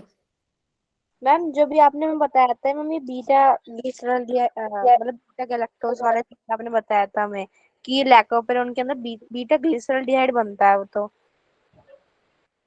ग्लिसरॉल्डिहाइड का बनता है? ग्लूकोज प्लस गैलेक्टोज ही तो बनता है लैक्टोज के ब्रेकडाउन से। वहां पे भी यही होता था, लैक्टोज का ब्रेकडाउन कराना होता था ग्लूकोज प्लस गैलेक्टोज में। मैं एंजाइम की पूछ रहा हूँ मैम, जो ZYA से हमें मिली थी उन स्ट्रक्चरल तो जीन्स। जेड एंजाइम क्या होता है? Beta galactosidase. और Y? Y permease. Z Y A transacetylase. हाँ मैम। तो मैम इसमें जो बीटा गैलेक्टोस है वो गैलेक्टोस को तोड़ने का काम करती है।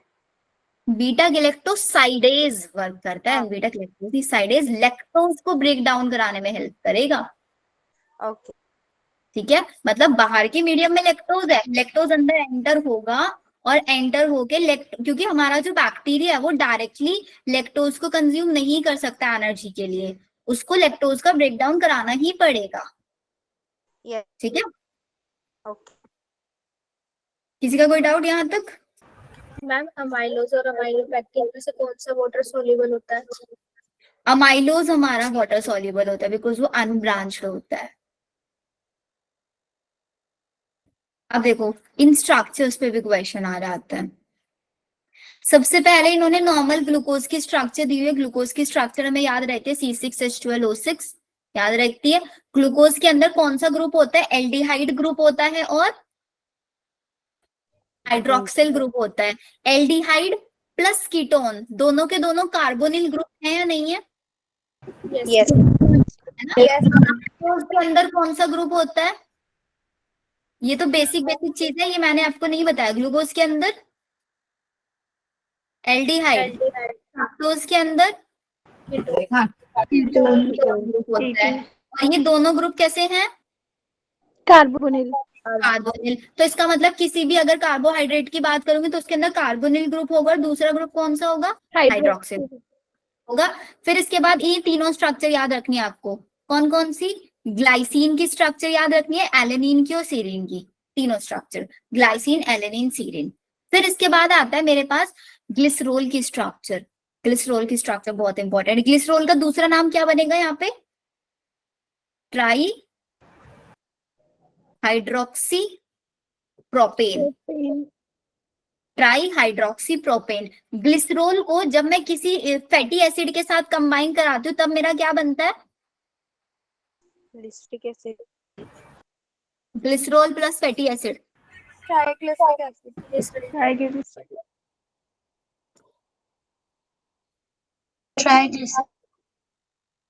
लिपिड क्या होता है? मैम फैटी एसिड को तोड़ने पे मिलता है। फैटी एसिड जो होता है वो हमेशा एस्ट्रीफाइड रहता है किसके साथ? ग्लिसरोल के साथ। फैटी एसिड अगेन दो टाइप का हो सकता है, सैचुरेटेड और अनसैचुरेटेड। केमिस्ट्री में हमें क्लियर होता है सैचुरेटेड का मतलब जिसके अंदर सिर्फ सिंगल बॉन्ड हो। अनसैचुरेटेड डबल और ट्रिपल। ये पूछा जाता है कि भाई ये मेरे पास जो पैल्मिटिक एसिड है ये फैटी एसिड है, सैचुरेटेड है अनसैचुरेटेड है? सैचुरेटेड है। टोटल कितनी कार्बन इसके अंदर प्रेजेंट है, ये क्वेश्चन आ जाता है सिंपल सा। कितनी कार्बन है? 16 कार्बन है, इंक्लूडिंग कार्बोक्सिलिक एसिड। अगर एक्सक्लूडिंग कार्बोक्सिलिक एसिड पूछेंगे तो 15 कार्बन दिख रहा है ना। 14 प्लस 1 15। अगर COH को हटा के बोलेंगे, COH के साथ कंबाइन करा के बोलेंगे तो 14 15 16। याद हो गया ये चीज? पाल्मिटिक एसिड जिस पे क्वेश्चन भी आया था आज। क्वेश्चन आता है बेटा, इसीलिए आप लोगों को करा रही हूँ मैं ये। फिर इसके बाद एक और पूछा जाता है अरेकिडोनिक एसिड। मैम जो अभी आपने समझाया एक बार दोबारा बता दो। बेटा यहाँ पे आपके सामने स्ट्रक्चर है पाल्मिटिक एसिड का। क्वेश्चन ये आता है पहला कि palmitic acid saturated fatty acid होता है या अनसैचुरेटेड। अब आपको कैसा दिख रहा है ये यहाँ पे? सैचुरेटेड। सैचुरेटेड है। फिर क्वेश्चन आता है कितने नंबर ऑफ कार्बन इसके अंदर प्रेजेंट होती है? 16 होती है। 16 कैसे है? एक्सक्लूडिंग या इंक्लूडिंग COH? इंक्लूडिंग। को कंबाइन करो, एक्सक्लूडिंग हटा के पूछ रहे हैं। ऐसी एरेकिडोनिक एसिड होता है। एरेकिडोनिक एसिड के अंदर आपकी कार्बन होती है कितनी? 20। इसके ऊपर पे क्वेश्चन आता है। 20 कार्बन होती है COH को कंबाइन करके। डन। सैचुरेटेड होता है अनसैचुरेटेड? एरेकिडोनिक एसिड आपका सैचुरेटेड होता है। मैम पाल्मिटिक एसिड में कितने बॉन्ड होंगे कार्बन कार्बन के? कार्बन कार्बन के बॉन्ड बेटा काउंट कर लो कितने होंगे। देखो यहाँ पे 14 कार्बन अटैच्ड है, तो 14 बॉन्ड्स तो यहाँ पे हो गए, और एक ये 15 और एक ये 16। मैम एक का आधा कर देंगे ना, मतलब टोटल 15 बॉन्ड होंगी इंक्लूडिंग कार्बोनिल। अगर टोटल में पूछेंगे Yes, तो ma'am. टोटल में काउंट करना ना, कितना होगा टोटल। हमारे पास कार्बन है 16, 16 माइनस 1 15 हो जाएंगे। ओके ठीक है, ये हो गया। फिर इसके बाद एक और क्वेश्चन हमारे पास आता है ऑयल्स और फैट के ऊपर। फैट और ऑयल, फैट का और ऑयल का मेल्टिंग पॉइंट पूछ लेता है, दोनों में से किसका मेल्टिंग पॉइंट होता है। फैट का हमेशा लो मेल्टिंग पॉइंट होता है, ऑयल का हमेशा हाई मेल्टिंग पॉइंट होता है। इसीलिए विंटर्स में कभी भी ऑयल फ्रिज नहीं होता। देखा है कभी घर में सरसों का तेल है, कोई सा भी ऑयल है, फ्रिज नहीं होता ना जल्दी से, सॉलिड नहीं बनता, क्योंकि उसका मेल्टिंग पॉइंट हाई है। नेक्स्ट क्वेश्चन, ये मेरे पास ट्राइग्लिसराइड दिया हुआ है। ट्राइग्लिसराइड या डाइग्लिसराइड, कैसे बनता है ट्राइग्लिसराइड और डाइग्लिसराइड। एक ग्लिसरॉल है, देखो अगर मैंने ग्लिसरॉल में से ही H हटा के एक फैटी एसिड लगा दिया यहाँ पे, तो ये मोनोग्लिसराइड बन जाएगा। एक और हटा दिया डाइग्लिसराइड, एक और हटा दिया ट्राइग्लिसराइड। दिख रहा है ना, देखो यहां से भी हटा के ये ग्रुप लगा दिया, ये ग्रुप लगा दिया और ये ग्रुप लगा दिया, ये बन गया मेरे पास ट्राइग्लिसराइड। आया समझ। Yes ma'am. कोलेस्ट्रॉल की स्ट्रक्चर याद रखोगे, स्ट्रक्चर दे देंगे आपको, स्ट्रक्चर देके आपसे पूछ लेंगे कि भाई बताओ किसकी स्ट्रक्चर है ये पूछ लेंगे। ऐसी लेसिथिन की स्ट्रक्चर, लेसिथिन अभी cell the unit of life chapter पढ़ाया था कि भाई फोस्फोलिपिड की बाई लेयर प्रेजेंट होती है, तो बाई लेयर में वो लेसिथिन ही होता है। मैम हाइड्रोफोबिक और कोलेस्ट्रॉल में ना जो एक रिंग है कार्बन की, जिसमें डबल बॉन्ड नहीं है, इसमें कोलेस्ट्रॉल वाले स्ट्रक्चर के अंदर। कोलेस्ट्रॉल वाले स्ट्रक्चर के अंदर कहाँ पे डबल बॉन्ड आप बोल रहे हो। मैम एक कार्बन रिंग के अंदर एक डबल बॉन्ड है। एक सेकेंड, इनके काउंट्स करके देख लो आप। ये वाला कार्बन 1 2 3 4 1 2 3 सही है बेटा, 1 2 3 आई गेस यहाँ पे आता है एक बॉन्ड, 1 2 3 4 यहीं पे आता है।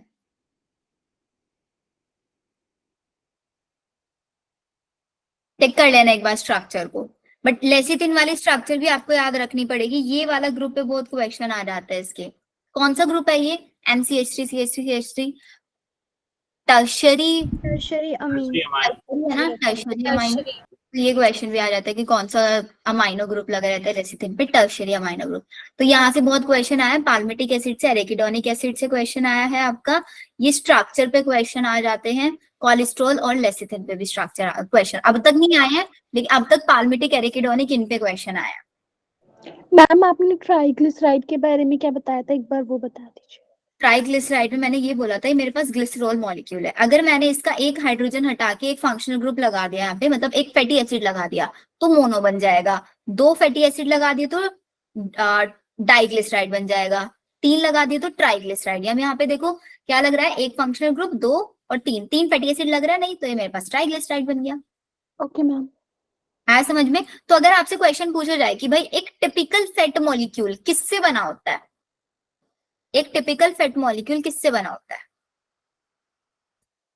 एक ग्लिसरॉल एक फैटी एसिड, या फिर 3 ग्लिसरॉल एक फैटी एसिड, या एक ग्लिसरॉल 3 फैटी एसिड। 3 ग्लिसरॉल। बताओ 3 ग्लिसरॉल होंगे या 3 फैटी एसिड होंगे। Ma'am 3 fatty acid 1 glycerol. सोचो सबके सब जल्दी से। हाँ मैम, एक मैम ग्लिसरॉल 3 फैटी एसिड। एक ग्लिसरॉल होगा 3 फैटी एसिड, तो इसका मतलब यही मेरे पास एक फैट का मॉलिक्यूल हुआ या नहीं हुआ। Yes ma'am. वो भी क्वेश्चन आ जाता है कि भाई फैट मॉलिक्यूल क्या होता है, तो एक फैट मॉलिक्यूल एग्जैक्टली तब होता है जब उसके अंदर एक ग्लिसरॉल हो और 3 फैटी एसिड्स प्रेजेंट हो। क्लियर। मैम ऐसे तो ये पाल्मिटिक एसिड भी तो एक फैटी एसिड ही है। पाल्मिटिक एसिड भी एक फैटी एसिड, लेकिन इसके अंदर फॉस्फेट ग्रुप लगा हुआ है, lipid is also a fatty acid. है ना। हाँ। उसके अंदर जब हमने फॉस्फेट ग्रुप लगा दिया तो फोस्फोलिपिड बन गया। ऐसे ही मेरे पास फोस्फोग्लिसराइड भी बन सकता है। तो अगर तो मैं आपसे क्वेश्चन पूछूं कि भाई फोस्फोग्लिसराइड किससे मिलके बना होगा,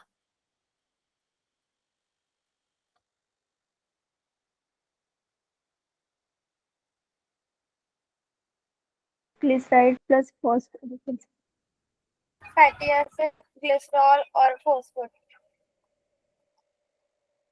हम ग्लिसराइड प्लस फॉस्फोट से। ग्लिसरॉल, फैटी एसिड और फॉस्फेट ग्रुप। एग्जैक्टली ग्लिसरॉल हो गए, एक ग्लिसरॉल होगा, दो 3 फैटी एसिड होंगे और उसके अंदर एक फॉस्फेट ग्रुप होगा, याद रखना है। लेकिन फिर वो तो फॉस्फोलिपिड नहीं बन जाएगा क्या, इसके अंदर भी तो यही है, यस। एक ग्रुप दूसरा ग्रुप और ये थर्ड ग्रुप। इसीलिए इसको आइडेंटिफाई किससे किया है, टर्शियरी अमाइनो ग्रुप से। टर्शियरी अमाइनो ग्रुप होगा वो मेरे को बताएगा कि भाई वो फॉस्फोलिपिड है, ये नहीं होगा तो मेरे को बताएगा वो क्या है, फॉस्फोग्लिसराइड। राइट। फॉस्फोलिपिड है। क्लियर।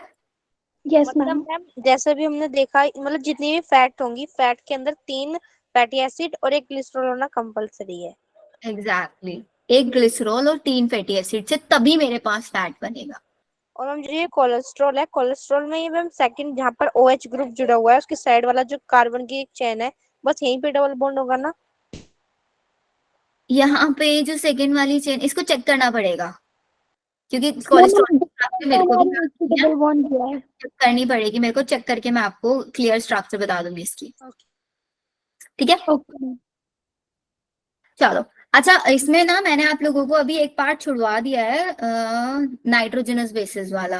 तो नाइट्रोजनस बेसिस तो सबको याद होंगे ना, 2 टाइप के होते हैं हमारे पास, यस मैम, प्यूरिन्स और पायरिमिडिन्स। पायरिमिडीन्स। प्यूरिन मतलब PUGA, pyrimidine pie cut, G for guanine, E for adenine, for cytosine, U for uracil, T for thymine. ठीक है ये हमें याद रखना होता है। फिर इसके बाद आता है मेरे पास न्यूक्लियोसाइड, यहीं पे देख लो। न्यूक्लियोसाइड का मतलब क्या होता है कि भाई शुगर है प्लस नाइट्रोजनस बेस है। न्यूक्लियोटाइड का मतलब क्या है कि भाई शुगर है, नाइट्रोजनस बेस है प्लस फॉस्फेट ग्रुप भी अटैच कर दिया है, वो मेरे पास न्यूक्लियोटाइड बन गया। आपसे 2 स्ट्रक्चर देके पूछ लेंगे कि भाई ये न्यूक्लियोसाइड है न्यूक्लियोटाइड है। अब देखो ये मेरे पास यूरिडीन की स्ट्रक्चर दी हुई है इन्होंने। यूरिडीन का मतलब है कि भाई यूरासिल ग्रुप लगा हुआ है एक नाइट्रोजनस बेस के साथ। ठीक है न्यूक्लियोटाइड मतलब एडिनाइलिक एसिड, मतलब एक एडेनिन लगा हुआ है उसके साथ फॉस्फेट ग्रुप भी है जो उसको एसिडिक नेचर दे रहा है और साथ ही साथ एक शुगर भी है, वो न्यूक्लियोटाइड है। स्ट्रक्चर देके आपसे पूछ लेंगे कि भाई बताओ ये किसकी स्ट्रक्चर है, प्यूरिन की स्ट्रक्चर दे देंगे। प्यूरिन हमेशा देखो नाम छोटा है काम बड़े हैं, तो इसका मतलब नाम छोटा है, रिंग कैसी होगी इसकी 9 मेंबर्ड रिंग की। पिरिमिडिन नाम बड़ा है, रिंग छोटी होगी 6 मेंबर्ड। पहली चीज याद रखना है आप। तो ये वाली स्ट्रक्चर किसकी है, एडेनिन की स्ट्रक्चर है। ये वाली किसकी स्ट्रक्चर है, यूरासिल की स्ट्रक्चर है। डन। यस। किसी को कोई डाउट यहाँ तक? No ma'am. चलो फिर इतना क्लियर हो गया हम लोगों का। मैम नीचे देता है क्या बेटा? मैम, जो फोस्फोरस ग्रुप है वो क्या एसिडिक नेचर देता है? हाँ फोस्फोरस फोस्फेट की ग्रुप में, फोस्फेट की प्रेजेंस में होता है ना वो, मतलब फोस्फेट की फॉर्म में होता है। मैम स्ट्रक्चर्स को याद करने की कोई ट्रिक है? स्ट्रक्चर्स की तो कोई ट्रिक नहीं बेटा, स्ट्रक्चर तो याद ही करनी पड़ती है। ये तो मैम ने हमें ट्रिक समझाई थी बायोमॉलिक्यूल जब हमारा मतलब बनाने की बताई थी मैंने, एक कॉमन स्ट्रक्चर बता दी थी, फिर उनको बोला था उनकी कॉमन नाम याद कर लेना, और वो उसका नेमिंग बताया था कि नंबरिंग कहाँ से स्टार्ट करनी है। मैम एक बार चैट बॉक्स में मेरा डाउट देख लो, कोकोनट ऑयल वाला। कोकोनट ऑयल वाला, एक सेकेंड। मैम स्ट्रक्चर रिपीट कर दो। तो फ्रीज हो जाता है, हाँ सिर्फ कोकोनट ऑयल होता है, कभी सरसों वाला तेल होता है या फिर वो दूसरे वाले और भी तेल होता है जो किचन में मम्मी, रिफाइंड होता है एक रिफाइंड होता है, एक और होता है ना डालडा। हाँ डालडा वाला हो जाता है, रिफाइंड मैम वाला नहीं। सरसों भी होता है। Ma'am vegetable oil. सरसों नहीं होता, फ्रिज नहीं मेरे होता। घर पे तो कभी नहीं हुआ सरसों, नहीं होता मैम वो। सरसों वाला नहीं होता। नहीं होता। जो कभी फ्रिज नहीं होता है ना Fortune वो ऑयल है, वो प्योर ऑयल है, और जो फ्रिज हो रहा है वो फैट है। ठीक है, ऑयल को फैट में कन्वर्ट करता है, फैट को ऑयल में कन्वर्ट करता है।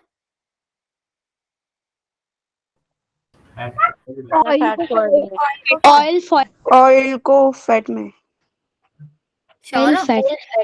मैम फैट को ऑयल मैंने अभी बोला ना वो प्योर होता है। फैट को ऑयल में कन्वर्ट करता है, अनसैचुरेटेड से सैचुरेटेड बनाता है हाइड्रोजिनेशन करके। हाइड्रोजिनेशन ऑफ फैट होता है, हाइड्रोजिनेशन ऑफ ऑयल होता है। फैट फैट होता है, तो इसका मतलब मेरा फैट क्या है, अनसैचुरेटेड है, उसके अंदर हाइड्रोजन ऐड कर देंगे तो वो सैचुरेटेड हो जाएगा, तो ऑयल सैचुरेटेड है। हो गया क्लियर कौन सा सैचुरेटेड है कौन सा यस अनसैचुरेटेड है? मैम। चलो, तो ये नाइट्रोजनस बेसिस वाला सबको क्लियर है ना? स्ट्रक्चर्स एक एक दो बार बना के देख लेना जरूर, और बना के नहीं देखना है ना तो सिर्फ ये दो स्ट्रक्चर जरूर कर लेना, क्योंकि एनसीईआरटी ने दिए हुए इनके ऊपर तो क्वेश्चन 100% मिलेगा आप लोगों को। यस। ठीक है, चलो ये हो गया हमारे पास। फिर आता है नेक्स्ट आपका टेबल्स थी ना हमारी कुछ, एक सेकेंड टेबल्स दिखा देती हूँ आपको पहले। हाँ, इन टेबल में भी क्वेश्चन आता है बच्चों। मोस्ट अबंडेंट एलिमेंट आपसे पूछ लेता है, इनकी परसेंटेज पे क्वेश्चन आ जाता है। तो देखो इन्होंने पूछा है, परसेंटेज दिया कि हमारे अर्थ क्रस्ट में कितनी है इनकी परसेंटेज और हमारी बॉडी के अंदर कितनी है। हाइड्रोजन की देखो कितनी है, हाइड्रोजन की 0.14 अर्थ क्रस्ट में, और 0.5 हमारी बॉडी के अंदर। कार्बन की सबको याद रहती है 0.03% होती है, और हमारी बॉडी के अंदर carbon 18.5%, oxygen 46.6 and human body के अंदर 65%। नाइट्रोजन अर्थ क्रस्ट में बहुत कम अमाउंट में होती है, हमारी बॉडी के अंदर 3.3 होती है। सल्फर 0.03, ह्यूमन बॉडी के अंदर 0.3, सोडियम 2.8, 0.2, कैल्शियम 3.6, 1.5, मैग्नीशियम। अब आप बोलोगे मैम ये पूरी टेबल याद करनी है क्या? सोच रहे हो ना? मैम इसमें मुझे ये पूछना है, इसके नीचे ना ये लिखा है एडेप्टेड फ्रॉम सिएना राउ यूनिवर्सिटी, ये वाला, तो मैम इसमें कुछ क्वेश्चन आ सकता है पूछने के लिए हमसे? नहीं, इन्होंने डेटा दिया है कि भाई ये डेटा हमें किसने दिया है कैलकुलेट करके, वो बताया है। ठीक है, मैम वैसे टेबल पूरी याद करनी है क्या? नहीं याद नहीं करनी है पूरी टेबल। देखो याद क्या क्या रख लेना, सिर्फ ये स्टार्टिंग के 4 याद रख लेना, हाइड्रोजन, कार्बन, ऑक्सीजन, नाइट्रोजन। मैंने बताया ना आप लोगों को जो नीट के लिए, अभी बिकॉज नीट का एग्जाम पहले है, तो आप लोगों ने अपनी वॉल पे चिपकाए हुए होंगे ना थोड़े थोड़े चिट मार्क्स, जिनको हम बोलते हैं, जो चीजें हमें याद करनी होती है, एटलीस्ट दिन में 2 बार हम उनको देख लें, उनके ऊपर लिख लेना इस डेटा को। ठीक है, फिर सोडियम किस फॉर्म में होता है सबको याद रहता है, Na पॉजिटिव की फॉर्म में होता है। पोटेशियम K पॉजिटिव, ये तो याद करने की जरूरत है ही नहीं। वाटर किस में होता है, H2O की फॉर्म में होता है। यस मैम, ये तो हमने मिनरल न्यूट्रिशन में भी थोड़ा बहुत पढ़ दिया था। अब वाटर हमारी बॉडी के अंदर कितना % होता है? 70। कितना? 75%। अब श्योर हो इस पे? 70% होता है मैम।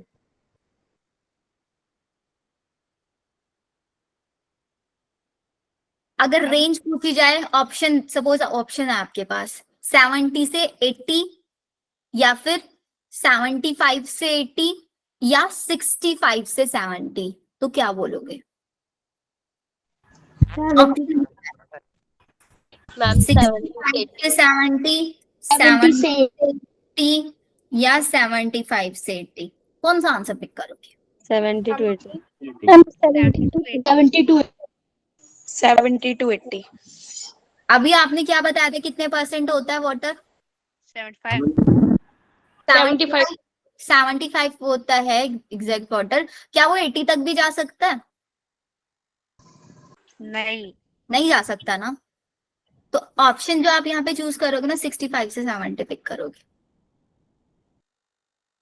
क्योंकि 70 से 80 नहीं जा सकता, लेकिन वो 70 तक रह सकता है, 65 से 70 की रेंज में जा सकता है, कभी भी 75 से मैक्स नहीं जाएगा, या 70, इवन अगर हम इसको प्रॉपरली देखें ना तो एग्जैक्टली अमाउंट 73.5 समथिंग रहती है। और नॉर्मल किसी ह्यूमन बॉडी के अंदर चेक करोगे ना वाटर का अमाउंट, तो किसी के अंदर 75 नहीं मिलने वाला है, किसी के अंदर 68 मिलेगा, किसी के अंदर 69 मिलेगा, इतना मिलता है। क्योंकि जो एग्जैक्ट 75 है ना वो हमारी सेल के अंदर होता है 75।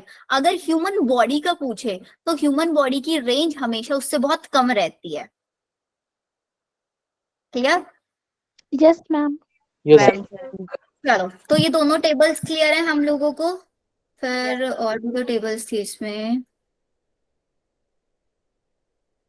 ये आ जाओ, सेकेंडरी मेटाबोलाइट और average composition of cell.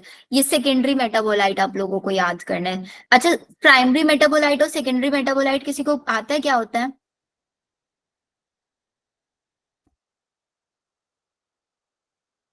Primary metabolites ecology में पढ़ा है ना हमने। हाँ मैम।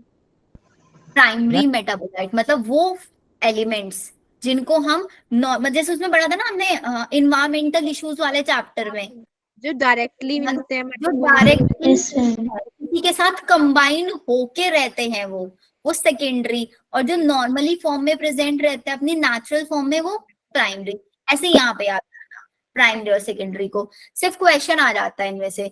सेकेंडरी मेटाबोलाइट के आपको एग्जाम्पल दिए हुए हैं। पिगमेंट्स कौन कौन से होते हैं मेरी बॉडी के अंदर? कैरोटीनॉइड और एंथोसाइनिन। एंथोसाइनिन याद रहेगा ना, एक वाटर सोल्यूबल प्लांट पिगमेंट होता है, अकेला ऐसा पिगमेंट है जो वाटर सोल्यूबल होता है। यहाँ पे लिख लेना इसको, ठीक है।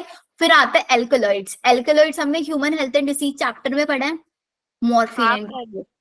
टर्पिनॉइड्स, मोनोटर्पिन और डाइटर्पिन। एसेंशियल ऑयल कौन कौन से होते हैं? Lemon grass oil. Toxin, abrin और रिसिन। लेक्टिन, इसके ऊपर क्वेश्चन आया हुआ है। कौन कैवेलेनिन ए, ये क्या है? ये क्वेश्चन आया। एल्कलॉइड है, पिगमेंट है, टॉक्सिन है, लेक्टिन है, ये क्वेश्चन आया हुआ है। मैम ये आज भी था मैचिंग में था। आज भी है।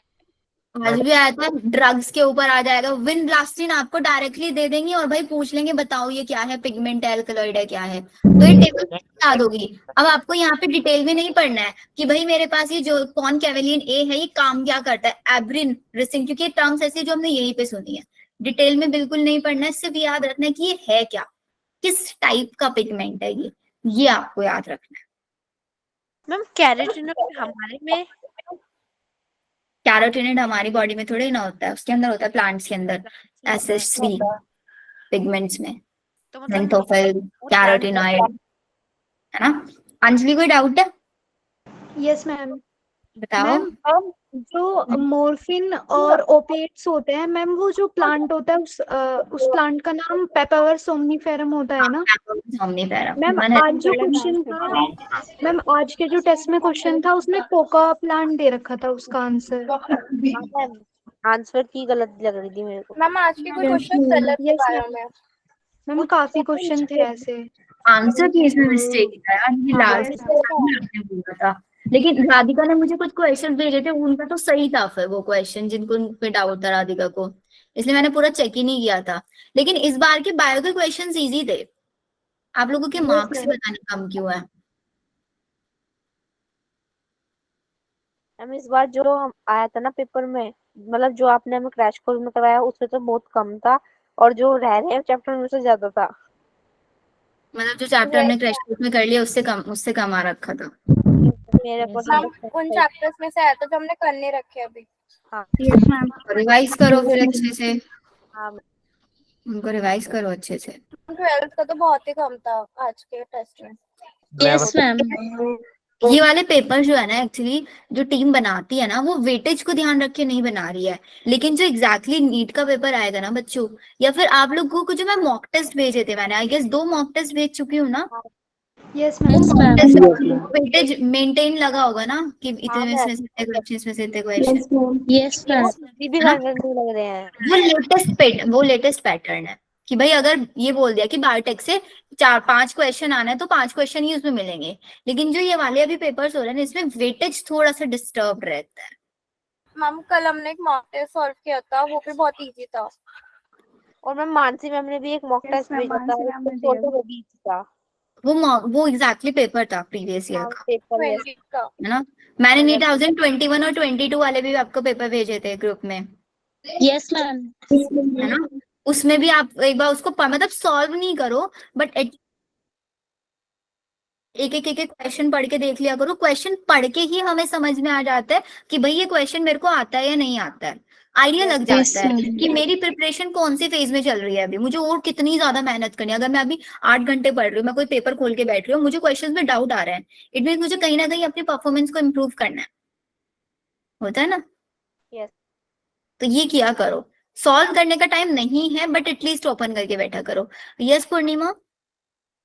मैम बायो में चैप्टर्स पढ़ते हैं ना, तो मतलब 2-3 दिन बाद वैसे ही भूल जाता है, पूरे क्वेश्चंस नहीं सॉल्व होते थे इसके बाद। बेटा इसीलिए तो रिवाइज करना जरूरी है ना। मैंने एक चीज बोला है कि भाई नया चैप्टर पढ़ो या ना पढ़ो, पुराने जरूर रिवाइज करो। जैसे मैंने आप लोगों को अभी बैच 1 में बात कर रही हूँ मैं, प्लांट फिजियो ह्यूमन फिजियो मैंने आप लोगों को पढ़ा दिया, उसके बाद किसने रिवाइज करके देखा है पूरा का पूरा? मैम कर लिया था जिसने रिवाइज कर लिया होगा पूरा, उसके क्वेश्चन हुए होंगे आज अच्छे से। मैम। क्योंकि आज बायो से ही थी। क्योंकि पूरी प्लांट फिजियो और ह्यूमन फिजियो से एटलीस्ट 10 क्वेश्चन तो होंगे ही होंगे, यस मैम। होंगे ना, कम से कम है ये भी काउंट। तो 10 क्वेश्चन है, 10 4 जब 40, भाई 40 नंबर तो फ्री के आने चाहिए ना आप लोगों के यहाँ पे। मैम जो वो पीयर्स पैचेस होते हैं वो मैम कॉलोन में थोड़े ना होते हैं। कौन से पीयर्स पैचेस? पेयर्स पैचेस नहीं, कॉलम में थोड़ी ना होता है पेयर्स पैचेस। में तो थे। मैंने स्मॉल इंटेस्टाइन में होता है, इलियम में ना। स्मॉल इंटेस्टाइन में होते हैं स्मॉल इंटेस्टाइन में होता है, स्मॉल इंटेस्टाइन में पेयर्स पैचेस। तो मैम इलियम ही तो है, highly coiling part of small intestine. Highly coiled part, हाँ हाईली कॉइल्ड पार्ट इलियम है हमारा।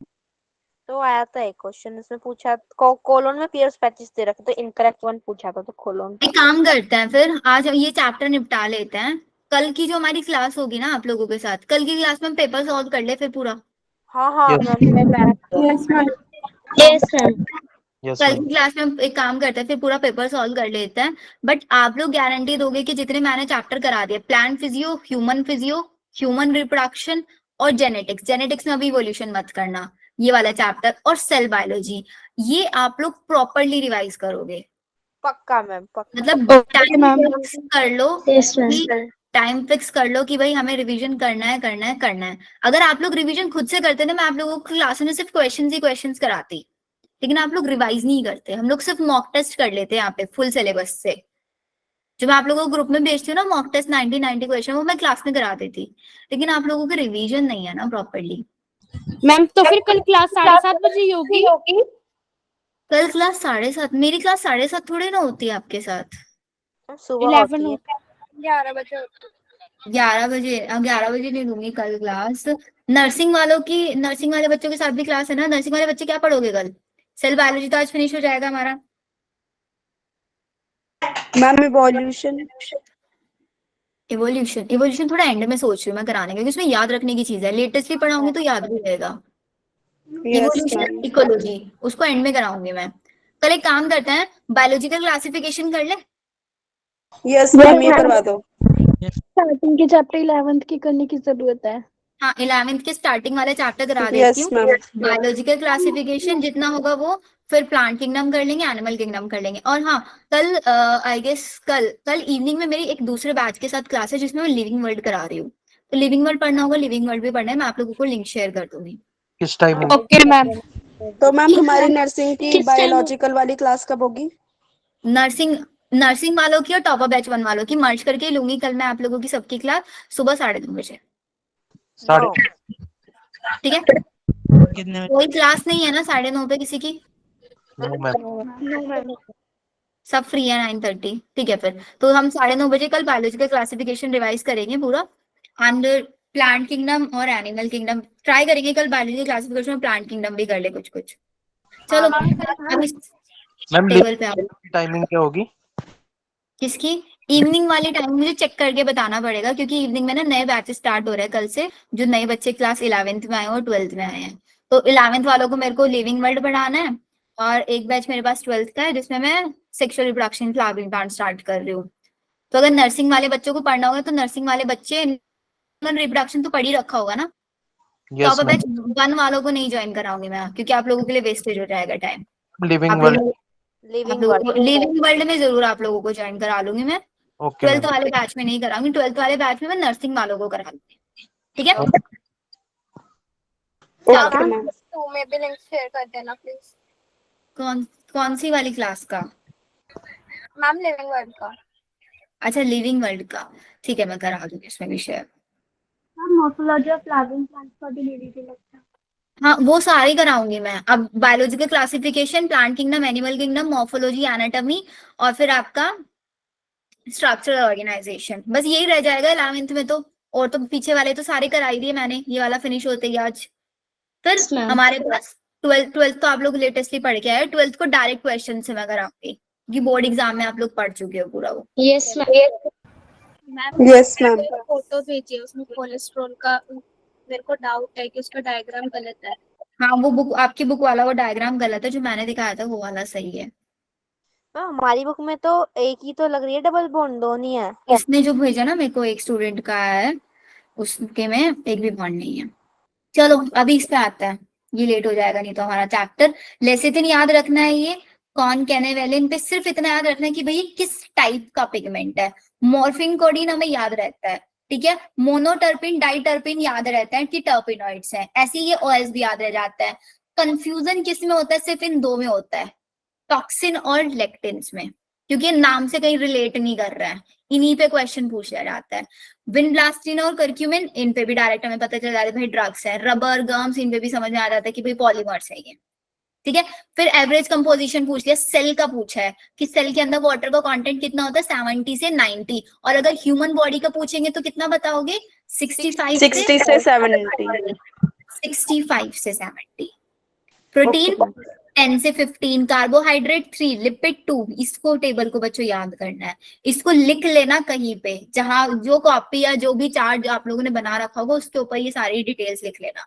टॉक्सिन, लेक्टिन लिख लेना ये, और यहाँ से ये सारी चीजें लिख लेना। और लास्ट वाली टेबल में वो चार्ट बताए थे, कार्बन, हाइड्रोजन, ऑक्सीजन, नाइट्रोजन, उनकी कंपोजिशन लिख लेना। डन, ये भी हम लोगों को याद हो जाएंगे। ग्लूकोज ट्रांसपोर्टर की तरह कौन वर्क करता है? GLUT4 वर्क करता है। कोई कुछ बोल रहा है? कंपोजिशन किसकी लिखी है? कंपोजिशन अभी किसकी बोली आपने? ये सबकी करनी है। Ma'am sales. ये सेल के अंदर है कि भाई सेल के अंदर कितना होता है सब्सटेंस ये। Okay ma'am. अब एंजाइम्स वाले पार्ट पे आ जाता है जल्दी से, मोस्ट इंपॉर्टेंट पार्ट है एंजाइम्स वाला भी, क्वेश्चन आ जाता है यहाँ पे। लिखो जल्दी से। एंजाइम्स जो होता है बच्चों दो टाइप के होता है। खुशबू मैम ने तो नहीं पढ़ाया होगा ना टॉपिक? एंजाइम्स दो टाइप के होंगे, एक होगा सिंपल एंजाइम्स और एक होंगे कॉम्प्लेक्स। सिंपल एंजाइम मैंने आप लोगों को अभी बताया था कि भाई एंजाइम्स कंप्लीटली किससे बने होते हैं? प्रोटीन से बने होता है ना। तो एंजाइम प्रोटीन से बना है। अगर मेरा एंजाइम पूरी तरीके से प्रोटीन से बना है, उसके अलावा और कुछ नहीं है, तो मैं उसको बोलूंगी कि भाई वो सिंपल है, made up of only protein. लेकिन अगर एंजाइम के अंदर प्रोटीन के अलावा और कुछ भी प्रेजेंट है, तो मैं उसको बोल दूंगी वो क्या है? कॉम्प्लेक्स है। अब वो कुछ भी क्या हो सकता है? वो दो टाइप से हो सकता है। एक होगा मतलब कॉम्प्लेक्स के अंदर नॉन प्रोटीन पार्ट, एक होगा प्रोटीन पार्ट। अब नॉन प्रोटीन के अंदर क्या क्या होगा? नॉन प्रोटीन के अंदर वो कंपाउंड मेरे पास ऑर्गेनिक भी हो सकता है और इनऑर्गेनिक भी हो सकता है। और किसी भी एंजाइम के अंदर अगर प्रोटीन के अलावा कुछ और भी प्रेजेंट होता है, तो हम उसको बोलते हैं कि भाई वो क्या है मेरे पास? कोफैक्टर। और जो उसका प्रोटीन पार्ट होता है, फिर उसको प्रोटीन नहीं बोलते, उसको बोलते हैं एपो एंजाइम। तो अगर आपसे क्वेश्चन पूछे what do you understand by cofactor, so cofactor is the non protein part of enzyme. What is apoenzyme? Apoenzyme is the proteinous part of enzyme. दोनों डेफिनेशन क्लियर है सबको? Yes, ma'am. फिर इसके बाद आता है कि भाई ऑर्गेनिक इनऑर्गेनिक कौन सा होगा? ऑर्गेनिक इनऑर्गेनिक में सिंपल याद रख लो, मेटल आयंस होंगे। एग्जाम्पल हमारी एनसीईआरटी ने लिखा है Zn+2 आयन। क्वेश्चन पूछ लेंगे आपसे Zn+2 आयन देके, या फिर ये पूछ लेंगे कि किसी भी एंजाइम के अंदर मेटल आयन पार्ट कौन सा हो सकता है, वो Zn+2 आपको ऑप्शन में मिल जाएगा। ऑर्गेनिक भी दो टाइप के होंगे कि भाई वो मेरे प्रोटीन से टाइटली अटैच है या फिर लूजली अटैच है, मतलब मेरे एपो एंजाइम से ऑर्गेनिक पार्ट टाइटली अटैच है या लूजली अटैच है। अगर वो टाइटली अटैच्ड है तो मैं उसको बोलूंगी कि वो क्या है, प्रोस्थेटिक ग्रुप है, प्रोस्थेटिक ग्रुप। और अगर वो लूजली अटैच्ड है, राइटिंग समझ में आ रही है ना, थोड़ा सा मैं फास्ट लिख रही हूँ, लूजली अटैच होगा तो उसको बोलेंगे कोएंजाइम। देखो, cofactor non protein part of an enzyme, coenzyme organic non protein part of an enzyme which is loosely attached with the apoenzyme. Example prosthetic group के पर ऑक्सीडेज, कैटालेज और haem. Coenzyme NAD positive, NADP positive. Direct questions आएंगे यहां से, याद हो जाएगा अब ये सबको। Yes ma'am. बोलो अब ये डायग्राम देखो, ये डायग्राम मेरे को क्या बताता है, हमें पता है एंजाइम क्या काम करता है, किसी भी रिएक्शन के रेट को बढ़ाने का काम करता है। ROR को इंक्रीज कर देता है, ROR मतलब रेट ऑफ रिएक्शन बढ़ा देता है। अगर मेरी नॉर्मल किसी रिएक्शन को होने में 10 साल लग रहे हैं, मैंने उसके अंदर एंजाइम डाल दिया तो रिएक्शन 10 साल में ना होके 10 मिनट में भी हो सकती है। केमिस्ट्री में हम एंजाइम्स को ही कैटलिस्ट बोल देते हैं, वहां पर तो कैटलिस्ट रेट ऑफ रिएक्शन बढ़ाता है, और जब हम बायो में पढ़ते हैं रेट ऑफ रिएक्शन बढ़वानी है तो कैटलिस्ट की जगह उनको एंजाइम्स बोल देते हैं। नॉर्मली देखो, मेरे पास यहाँ पे एक सबस्ट्रेट है, मेरे पास सबस्ट्रेट है, यहाँ पे प्रोडक्ट बन रहा है। विदाउट एंजाइम मेरे को कितनी एनर्जी लग रही थी प्रोडक्ट, सबस्ट्रेट से प्रोडक्ट बनाने के लिए, उस एंजाइम को, उस एनर्जी को बोलेंगे एक्टिवेशन एनर्जी। मतलब सबस्ट्रेट को प्रोडक्ट में कन्वर्ट कराने के लिए, सबस्ट्रेट को एक्टिव कराने के लिए कितनी एनर्जी रिक्वायर्ड है, this is known as activation energy. Without enzyme देखो कितनी ज्यादा है, लेकिन जब मैंने एंजाइम यूज किया तो उसने क्या कर दिया, एक्टिवेशन एनर्जी को डिक्रीज करा दिया। तो इसलिए हम बोलते हैं कि भाई एंजाइम रेट ऑफ रिएक्शन तो बढ़ाता है, उसके साथ साथ एक्टिवेशन एनर्जी को लोअर डाउन कर देते हैं। डन है ये भी? क्वेश्चन आप लोगों से पूछ लेंगे, यहाँ पे एरो दे देंगे और A लिख देंगे, यहाँ पे B लिख देंगे कि भाई ये जो A है ये क्या है, A है activation energy without enzyme, B है एक्टिवेशन एनर्जी विद एंजाइम। इस पॉइंट पे क्या है, इस पॉइंट पे सबस्ट्रेट है, इस पॉइंट पे प्रोडक्ट है। एक्स एक्सिस में क्या है, प्रोग्रेस ऑफ रिएक्शन है, वाई एक्सिस में पोटेंशियल एनर्जी है। डायग्राम पे क्वेश्चन आ सकता है, ठीक है? Okay ma'am. याद रहेगा सबको? हाँ मैम। Yes ma'am. चलो ये हो जाएगा हमारे पास। फिर आता है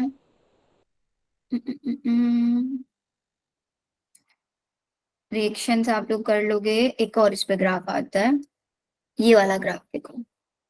ये क्या बोल रहे हैं कि भाई हमें पता है एंजाइम हमारे किसके बने होता है, प्रोटीन के बने होते हैं, ठीक है? तो एंजाइम्स के ऊपर आपका केमिकल चेंज और फिजिकल चेंज, टेम्परेचर अगर मैं चेंज कर रही हूँ, केमिकल चेंज है, फिजिकल चेंज है, फिजिकल चेंज है, एक केमिकल चेंज, केमिकल चेंज है। तो यहाँ पे देखो, जैसे जैसे आप pH बढ़ाते जा रहे हो, एंजाइम की एक्टिविटी एक पॉइंट तक आते आते बढ़ रही है, फिर एक पॉइंट आया जहां पे मैक्सिमम आ गया, उसके बाद डाउन होती जा रही है। Same in the case of temperature, कि मतलब भाई यहाँ पे एक लिमिटेशन पॉइंट है, एक ऑप्टिमम टेम्परेचर है, एक ऑप्टिमम pH है, कि इस तक अगर लेके आओगे तो बढ़ेगा ही बढ़ेगा, इसके आगे अगर आप टेम्परेचर बढ़ा दोगे तो वो डिक्रीज होता चला जाएगा।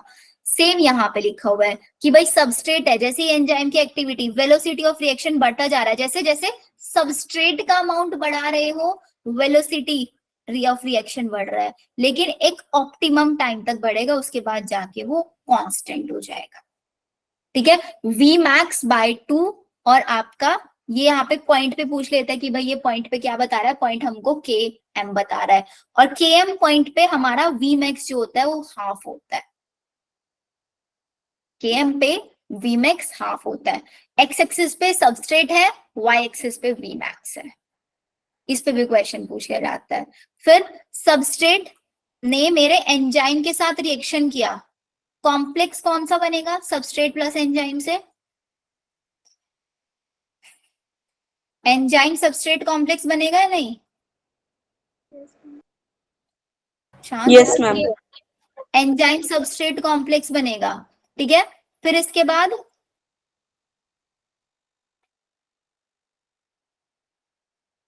ये सबस्ट्रेट किसमें कन्वर्ट हो जाएगा? प्रोडक्ट में। तो प्रोडक्ट एंजाइम कॉम्प्लेक्स या एंजाइम प्रोडक्ट कॉम्प्लेक्स। फिर इसके बाद ये एंजाइम अलग हो जाएगा और प्रोडक्ट अलग हो जाएगा। ये तो सिंपल सी चीज हम लोग पहले से ही पढ़ के, S प्लस ऐसे लिखता है इसको, ES बन जाएगा, फिर ये EP बन जाएगा, फिर ये E अलग हो जाएगा, P अलग हो जाएगा। तो मतलब एंजाइम जो होता है वो मेरी रिएक्शन के टाइम पे कभी भी यूज अप नहीं होता, वो अनएल्टर्ड रहता है। मैम हाँ जी, मैम एक बार दोबारा समझा दो। ये S प्लस E वाला कॉन्सेप्ट। Yes ma'am.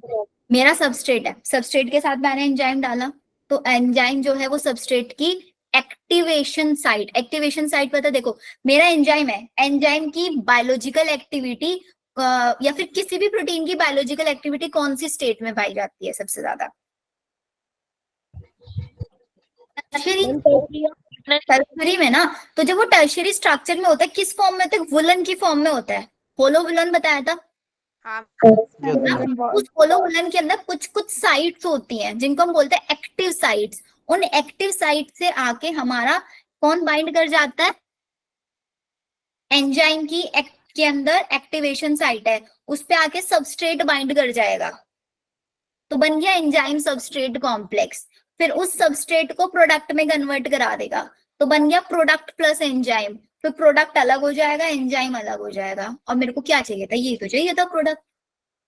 बेटा थर्ड ग्राफ में कुछ नहीं बताया हुआ है सनाया, थर्ड ग्राफ में ये बताया हुआ है जैसे जैसे सबस्ट्रेट की कॉन्सेंट्रेशन बढ़ा रहे हैं हम लोग, ऐसे ही मेरे पास रिएक्शन की वेलोसिटी इंक्रीज हो रही है। रिएक्शन का रेट मतलब रिएक्शन की वेलोसिटी, रिएक्शन कितनी स्पीड से हो रही है वो बढ़ता जा रहा है। देखो concentration of substrate on enzyme activity, लेकिन एक प्रॉपर टाइम तक बढ़ेगी। एक अगर आपने सबस्ट्रेट का अमाउंट बढ़ाते बढ़ाते चले जा रहे हो, एक टाइम तक ही वेलोसिटी इंक्रीज होगी।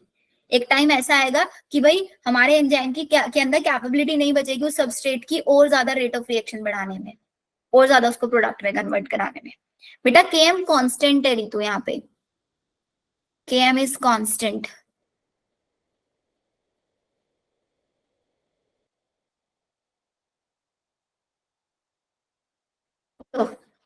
या फिर इसको माइकेलिस कांस्टेंट भी बोल देते हैं। 50% पे Vmax दिखा रहा है, नहीं दिखा रहा है? Vmax/2। मैंने बताया कि हमारा जो एंजाइम होता है वो अपनी बायोलॉजिकल एक्टिविटी, या कोई भी प्रोटीन अपनी बायोलॉजिकल एक्टिविटी कौन से स्टेट में दिखाता है? वो अपनी बायोलॉजिकल एक्टिविटी टर्शियरी स्ट्रक्चर में दिखाता है। अंजलि S4 सबस्ट्रेट, या S4 सबस्ट्रेट है यहाँ पे ये। ओके। ठीक और है मैम जो पीएच होती है और जो टेम्परेचर है, जब हमने 11th में पढ़ा था तो मैंने लिख ली थी कि पीएच 6 to 7 होनी चाहिए। ऐसा फिक्स नहीं है, वेरी करेगा enzyme to enzyme.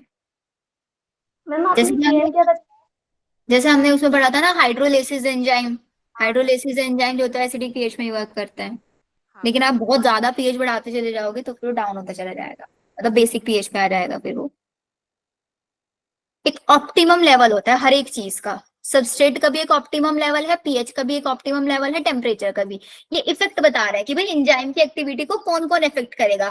PH effect करेगा, टेम्परेचर इफेक्ट करेगा, और कॉन्सेंट्रेशन ऑफ सबस्ट्रेट इफेक्ट करेगा। 3 चीजें इफेक्ट करेंगी।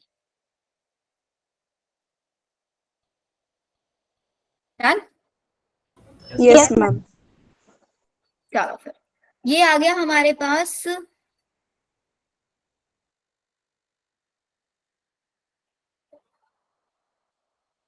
फिर आती है क्लासेस ऑफ एंजाइम। एंजाइम की क्लासेस देखो नाम से ही हम लोगों को यहाँ पे याद हो जाता है। ये कितनी क्लासेस हैं? OTH LIL, OTH LIL, O for oxido reductase.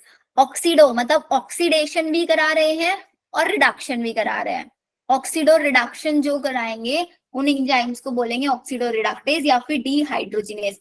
आपको मैच द फॉलोइंग में ये क्वेश्चन मिलेगा, एक साइड एंजाइम लिख देंगे, एक साइड उनके फंक्शन लिख देंगे, करेक्ट मैच करो या फिर करेक्ट फंक्शन बताओ कौन सा लिखा हुआ है। ट्रांसफरेज जो एक फंक्शनल ग्रुप को किसी दूसरे सबस्ट्रेट के साथ ट्रांसफर करेगा, लेकिन अदर देन हाइड्रोजन, हाइड्रोजन को कभी भी ट्रांसफर नहीं करेगा। जैसे कि Hg है, इसने क्या किया, जी को यहाँ पे दूसरे सबस्ट्रेट के साथ ट्रांसफर करा दिया, H-G बन गया। हाइड्रोलेज, हाइड्रोलेज का मतलब होता है हाइड्रोलाइसिस करना, किसी भी बॉन्ड को ब्रेक करेगा। एस्टर होगा, ईथर होगा, पेप्टाइड होगा, कुछ भी होगा, उनके अंदर अगर मेरे को बॉन्डिंग को ब्रेक कराना है हाइड्रोलेज में यूज करूंगी। लाइएज, लाइएज का मतलब होता है कि किसी भी ग्रुप को रिमूव कराना। जैसे कि आप यहाँ पे देख रहे हो, ये क्या करा रहा है, पूरा का पूरा ये जो फंक्शनल ग्रुप लगे हुए हैं एक्स और वाई, इन दोनों को रिमूव करा दे रहा है, और जो मेरे कार्बन कार्बन है इनके बीच में हाइड्रोजन बॉन्ड्स बन रहा है। डेफिनेशन पढ़ना, enzyme that catalyse removal of group from substrate by mechanism other than hydrolysis and leaving double bond. यहाँ पे भी क्वेश्चन आया हुआ कि डबल बॉन्ड छोड़ता है, ट्रिपल बॉन्ड छोड़ता है, सिंगल बॉन्ड ही रहने देता है। स्टेटमेंट वाला क्वेश्चन यहाँ पे आया हुआ है। आइसोमरेज याद रखना है, आइसोमरेज मतलब वो एंजाइम जो आइसोमर्स बनाएंगे किसी भी स्ट्रक्चर का। लाइगेज ज्वाइनिंग कराएंगे, देखो लाइएज जो रिमूव कराता है ग्रुप्स को, लाइगेज ज्वाइन करा, जैसे डीएनए लाइगेज, आरएनए लाइगेज होता है। क्लियर? 6 के 6 फंक्शन याद रहेंगी, classes of enzymes. Yes ma'am. Yes ma'am. चलो फिर इसके बाद एक और टॉपिक आता है, उसको ऐसे सुन लेते हैं। होता है कॉम्पिटिटिव इनहिबिशन, एक होता है नॉन कॉम्पिटिटिव इनहिबिशन। कोई समझा सकता है कॉम्पिटिटिव और नॉन कॉम्पिटिटिव इनहिबिशन को बहुत सिंपलेस्ट लैंग्वेज में? अंजलि बताएंगी? Yes ma'am. बताओ। मैम जो कॉम्पिटिटिव इनहिबिशन होता है उसमें जो हमारा एंजाइम होता है और जो हमारा जो एंजाइम होता है वो सबस्ट्रेट पे एक एक्टिव साइट पे बाइंड करता है। तो जो हमारा एंजाइम होता है उसकी एक पर्टिकुलर शेप होती है, और सेम ही किसी भी अगर हम ड्रग को यूज करते हैं उसकी भी एक पर्टिकुलर शेप होती है। तो अगर वो ड्रग उस एंजाइम की बाइंडिंग साइट पे जाके बाइंड कर जाती है और उस सबस्ट्रेट का जो नॉर्मल फंक्शन था उसको स्टॉप कर देती है, इनहिबिट कर देती है, तो उसे कॉम्पिटिटिव इनहिबिशन कहते हैं। ये मेरे पास एंजाइम है, ये सबस्ट्रेट है और ये इनहिबिटर है। तो यहाँ पे आइडियली तो सबस्ट्रेट को बाइंड करना चाहिए, नहीं करना चाहिए? Yes ma'am. लेकिन सबस्ट्रेट और इनहिबिटर दोनों की शेप सेम है, दोनों के बीच में कंपटीशन होगा कि भाई कौन बाइंड करेगा। तो अगर मेरा पास सबस्ट्रेट ना बाइंड करके इनहिबिटर बाइंड कर जाए एंजाइम के एक्टिव साइट से, तो कॉम्पिटिटिव इनहिबिशन हुआ या नहीं हुआ? Yes ma'am. Yes ma'am. Competitive inhibition क्या होता है फिर? मैम एक बार रिपीट करना। एंजाइम में एलोस्टेटिक साइट होती है। जूबिया देखो, एंजाइम है उस पे सबस्ट्रेट आके बाइंड करता है, आइडियली नहीं होता है ना?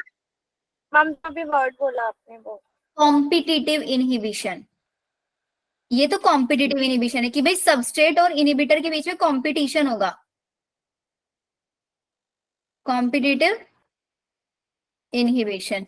एक होता है non competitive inhibition, non competitive inhibition, वो मेरे को बताओ कौन बताएगा? बताओ।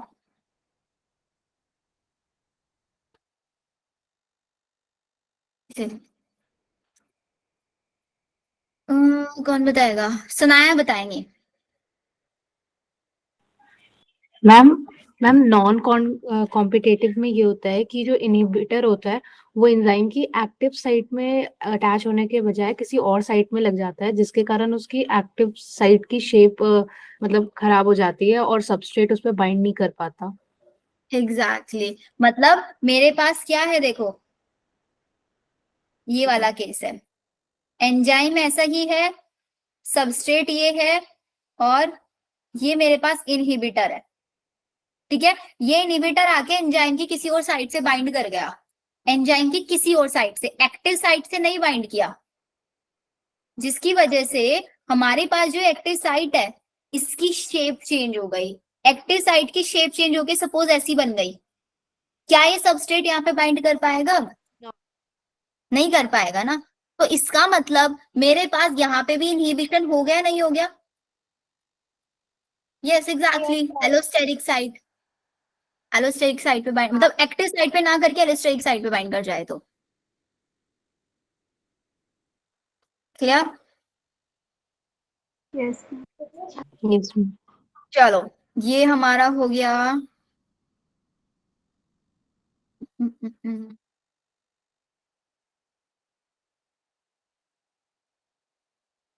एक क्वेश्चन है, सक्सिनेट सक्सिनेट डिहाइड्रोजिनेज का नाम सबने सुना है? Yes ma'am. इसका इनहिबिटर कौन हो सकता है? सक्सिनेट डिहाइड्रोजिनेज एक एंजाइम है, ठीक है, कहाँ पे पाया जाता है? जो हमने ग्लाइकोलाइसिस में इनर मेम्ब्रेन ऑफ माइटोकॉन्ड्रिया पाना चाहिए, मैट्रिक्स में माइटोकॉन्ड्रिया की इनर मेम्ब्रेन में पाया जाता है। उसका इनहिबिटर भी होता है एक, कौन होता है उसका inhibitor? Oxalo acetate, oxalo acetate. क्योंकि सक्सिनेट सक्सिनिक डिहाइड्रोजिनेज क्या काम करता है? सक्सिनेट को किस में कन्वर्ट करता है?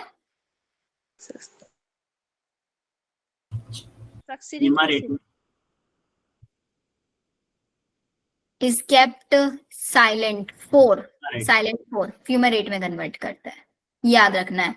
सक्सिनिक डिहाइड्रोजिनेज का कॉम्पिटिटिव इनहिबिटर ऑक्सैलो एसीटेट। ये जो मैं पॉइंट बता रही हूँ इनको लिख लो साइड बाय साइड। लिख रहे हो? मैम आप भी लिख दो एक बार, स्पेलिंग में फिर मिस्टेक हो जाएगी। अरे चलो लिख देती हूँ।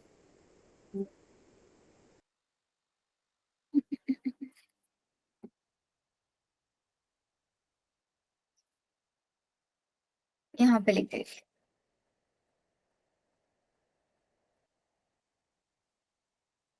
सक्सिनेट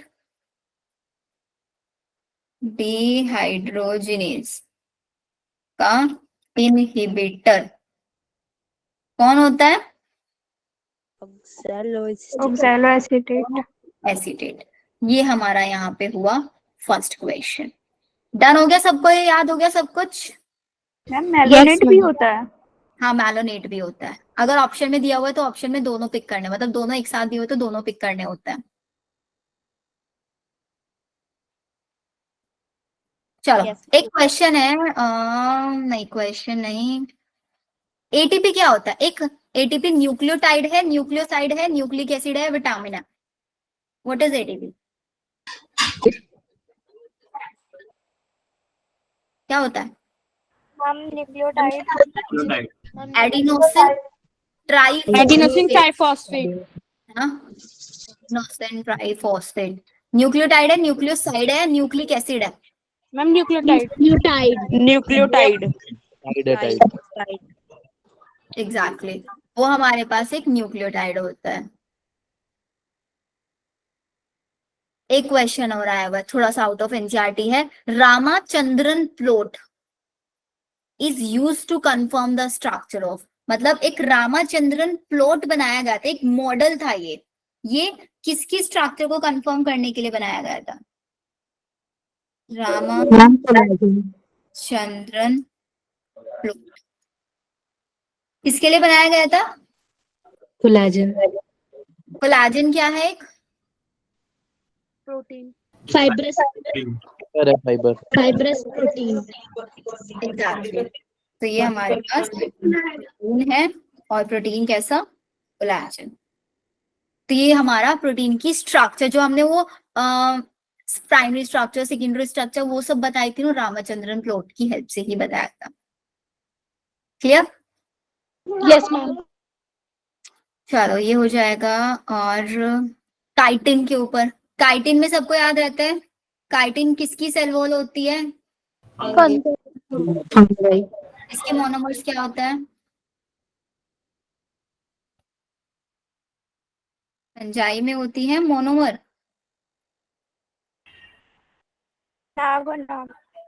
नाम N acetyl glucosonic acid, N acetyl muramic acid, N acetyl glucosamine. लिख दो इनकी फुल फॉर्म। मैम सामने लिख दो। एन एसिटाइल ग्लूकोसामीन,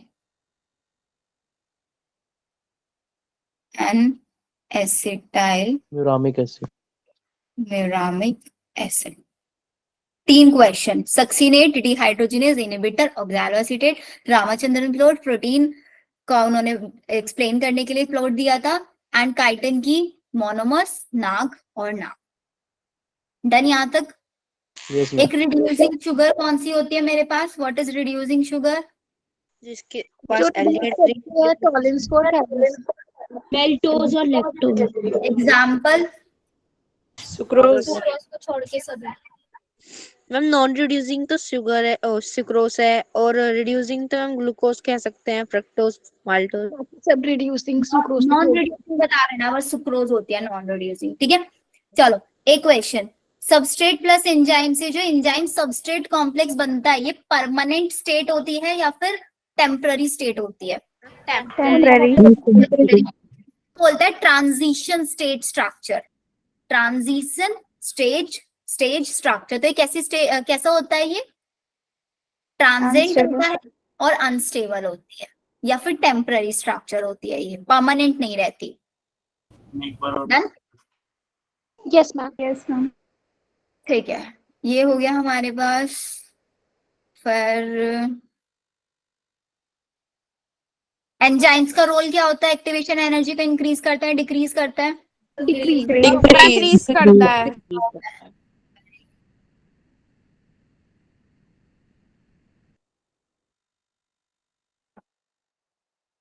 अब आप लोग सारे क्वेश्चंस कर लो वहां से। एक बार इसके प्रीवियस ईयर्स करके देखना बच्चों। लेकिन अब प्रीवियस ईयर्स जब भी करोगे ना, पूरे सेल बायोलॉजी ही करना। ठीक है? Okay ma'am. मोनिका पूछे चूज करना है तो बेटा, अगर दो ऑप्शन में से कोई भी चूज करना है ना, तो ऑक्सैलोएसीटेट चूज करना है। प्रायोरिटी ऑक्सैलोएसीटेट को दोगे। लास्ट स्लाइड शो करना। अरे लास्ट स्लाइड में वो जो ऑक्सैलोएसीटेट वाला लिखा हुआ था, वो रामाचंद्र। ये ना रामाचंद्रन प्लॉट वाला।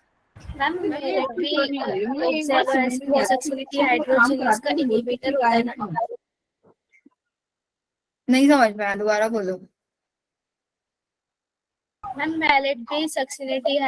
इसका कॉम्पिटिटिव इनहिबिटर होता है। हाँ, मैलोनेट भी होता है, ऑक्सैलोएसीटेट भी होता है, दोनों होता है। मैलोनेट, ऑक्सैलोएसीटेट।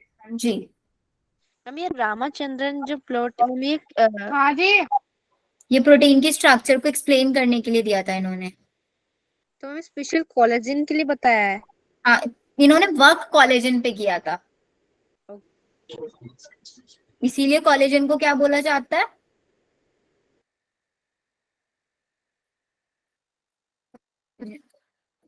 Fibrous protein. वो मोस्ट अबंडेंट वाला कौन सा था? मोस्ट अबंडेंट एनिमल वर्ल्ड में।